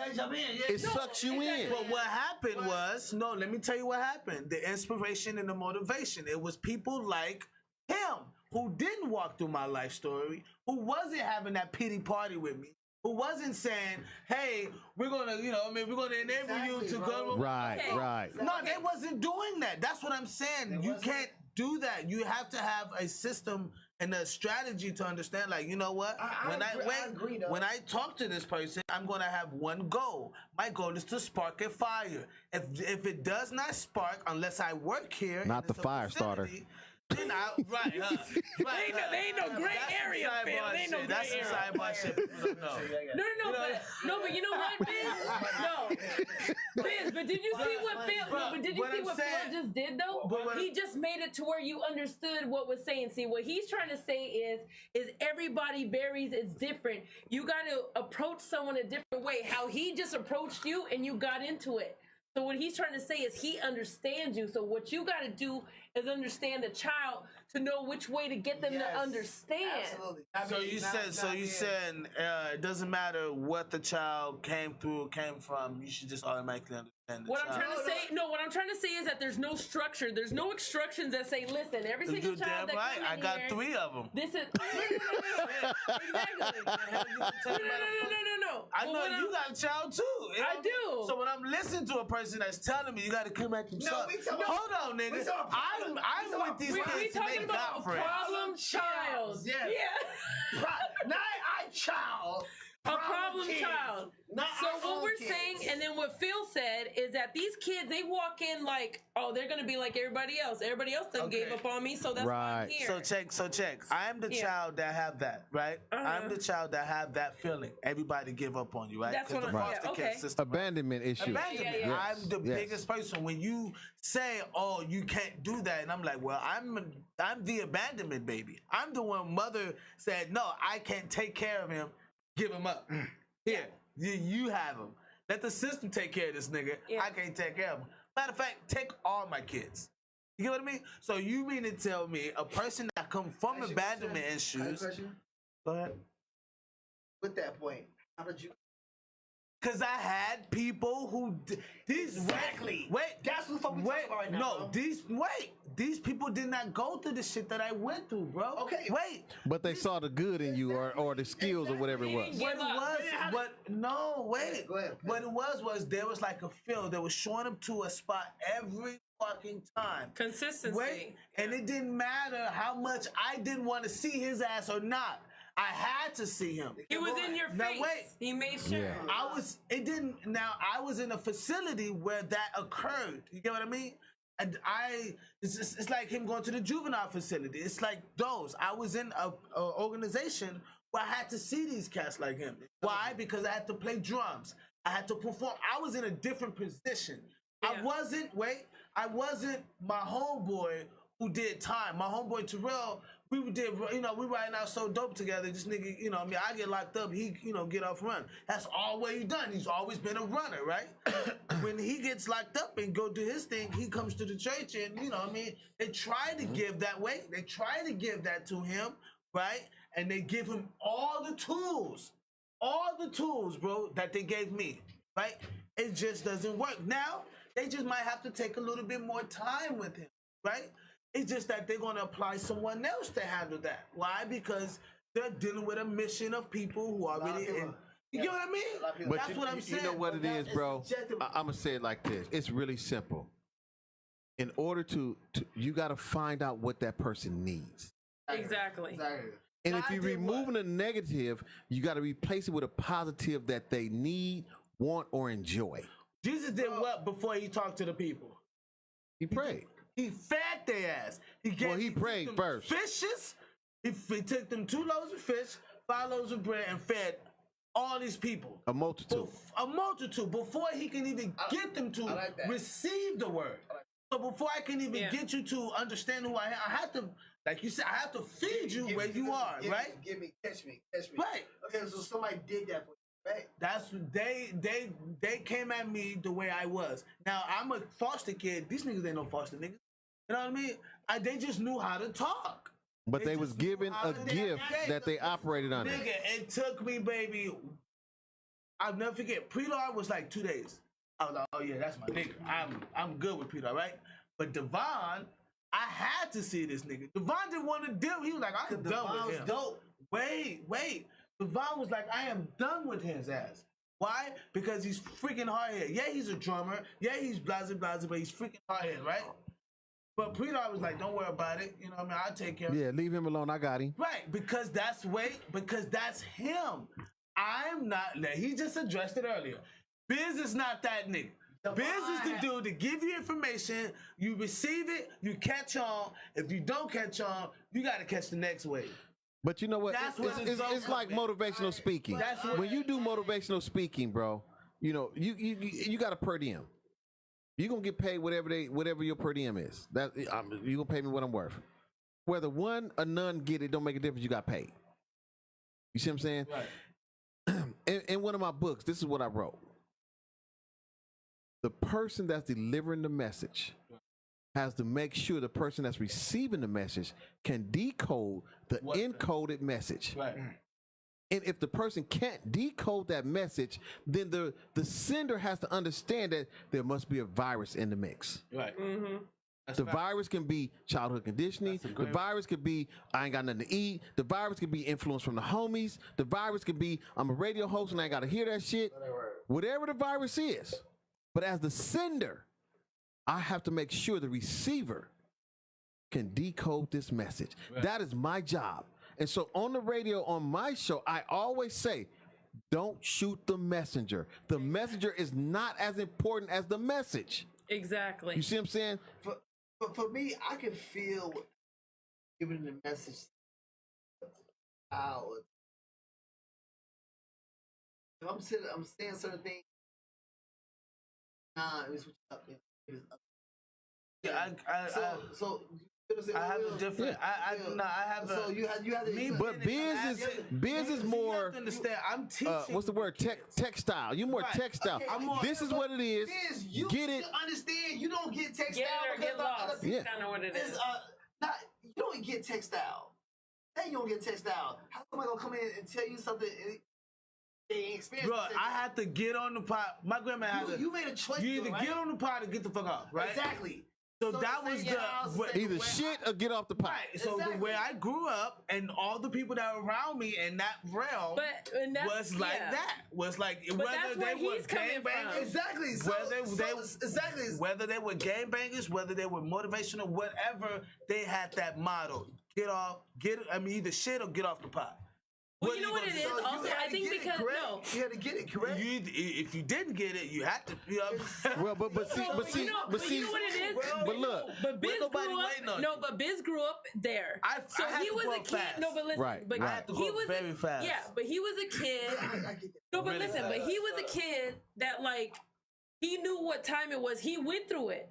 See, we can only talk of motivational speakers, but we didn't actually go through it. But wait. He went through it. Okay? So he went through it. So he was the type of kid that said, listen, I know what time it is. Either I'm going to get with it or I'm going to get lost. So that's his attitude. So now when he's motivational speaking, he already know what the kid thinking because but wait. He didn't But say he that. was already that He kid. said, fuck it. No, but wait. He comes from right. He said he gonna take the 5 that's listening and move forward. I understand But that. that's fine. And the reason why that is okay because he's not. It's not his purpose to be a counselor. His gift is through his music ministry. He gonna say, fuck Yeah. I'm going. But his fucking doesn't mean. That's the point But wait, I was getting but to. listen, Where his- he grew up there. None of us did. His He fucking grew up does there. not mean fuck y'all. It means, listen, somebody else got to come water this or plant this Exactly. seed Not him. because obviously I'm not the one. That's the only thing I've been saying. You know what I'm saying? I got Yeah. that. I got Yeah. that. What you wanna say? But you can't do that for a child. Hey, Deploy, like, damn, when is my show coming? I'm just a sponge over here, like I said, because I'm learning and listening. That's all it is. yeah. You're on that Drake. It's cool. Stay in them feelings. That's good. People, we feel so at that, but people are sorry to go so long. We are Yeah. done. But before we leave, 2 hours and 52, Yeah, 2 hours and please, 53 minutes. 3 minutes, man. You know what I'm saying? please tell me.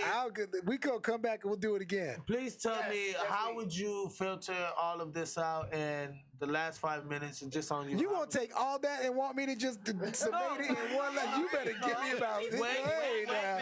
Come on now. Wait, only because this is what you do. I know it's gonna be a daily reminder. So what would be the next daily reminder off of something? Ooh, that's a tough one. He got about 35 daily got about reminders. 46 of them. I really like what you were saying about the virus. I really Absolutely. take that to heart right there because it's absolutely it's straight facts. Right. You know, and I actually want to read that book, so you're gonna have to put me on the game and tell me where I can get that. That's my book that's dealing with conflict mediation. Okay. And resolution. Yeah. See, because again, I'm learning from all that. So for me to come up with the little summation right here at the end, it's a little difficult for me to do that. But I'll tell you what, I'm grateful to be here with each and every one of y'all. I already know you, but now I know you better because you shared and you opened up a lot about yourself. Right. For me to understand you more as a man, as an individual, and as a warrior in this fight that we in, because we all in a fight.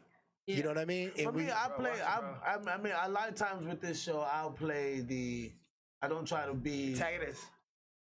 Those. You know what I mean? I try to be the person that just asks a question. You know what I mean? He's the antagonist. Now let them kind of give the jewels. You know what I mean? He's a jokester. So what he's saying is he's trying not to be as annoying as we are. Yeah, we're so annoying. Oh man, No, it's beautiful, man, for real. Where can they find more of your stuff? Where can they see you at? Instagram, Facebook. I don't really. I got Twitter and everything, but I don't really mess with it. But mainly Instagram and Facebook under Deploy, DEPLOI, and that's where I normally drop my daily reminders all the time. And then obviously the music is on Apple Music and Pandora and Spotify and SoundCloud and Tidal and all that stuff right there. We have a record that's about to play. Oh yeah, this is a brand new joint called Real Life. And let me pull that up. It's not even out yet. Is there anything that you that was the Biz song. Is there anything you want to tell people before we get off air, that something about your brand or something who you are? What I want to tell people more than anything, the message is just to know I don't know why I forget. that you're greatness, for real. That each and every one of us possesses something amazing inside, but it's about being able to find it though. And finding that is the hardest part, because we got to go inside. And a lot of people, especially because the way society has its program, they don't want to look inside. You know what I mean? They rather get distracted by everything else that's around them. So more than anything, find that beauty that's inside of you and let it shine, for real. Because we all have something to share with the world. You got to hit us with the daily reminders. Peace, young world. Nightly reminders, right? Check it out. Nightly reminders. Have a blessed day, beautiful people, and always remember to stay shining. Gas Mask Tribe. Bro, I like that, man. Good stuff, bro. Yeah. Gas Mask Tribe people, we are out of here. Thank you for another episode. We are back here next week. Just the cast, and we're gonna go ham. Like we're gonna go ham. It's gonna be Hey, I'm ready. Let's go. Next week, people. Please tune in. Also, please donate to the Gas Mask Tribe. Gas Mask Tribe TD at Cash App. Also, go to our Facebook, Instagrams, all that great stuff. Please follow Deploy. Go say hello, say how you doing. To let them know the Gas Mask Tribe representing. Read along to those daily reminders. Thank you, Zoe. Thank you, Miss Red. Go call you in there. Hey, got it right on the first hand. And also, thank you, cuz. Appreciate you, Dr. All the time, Phil. all the time. Yeah, we out of here. Thank you, Biz. We love you, Biz. Hey, we love you, Biz. I'm just the person with the baby idea. Yeah. See you later. We out, Gas Mask Tribe. Cheers.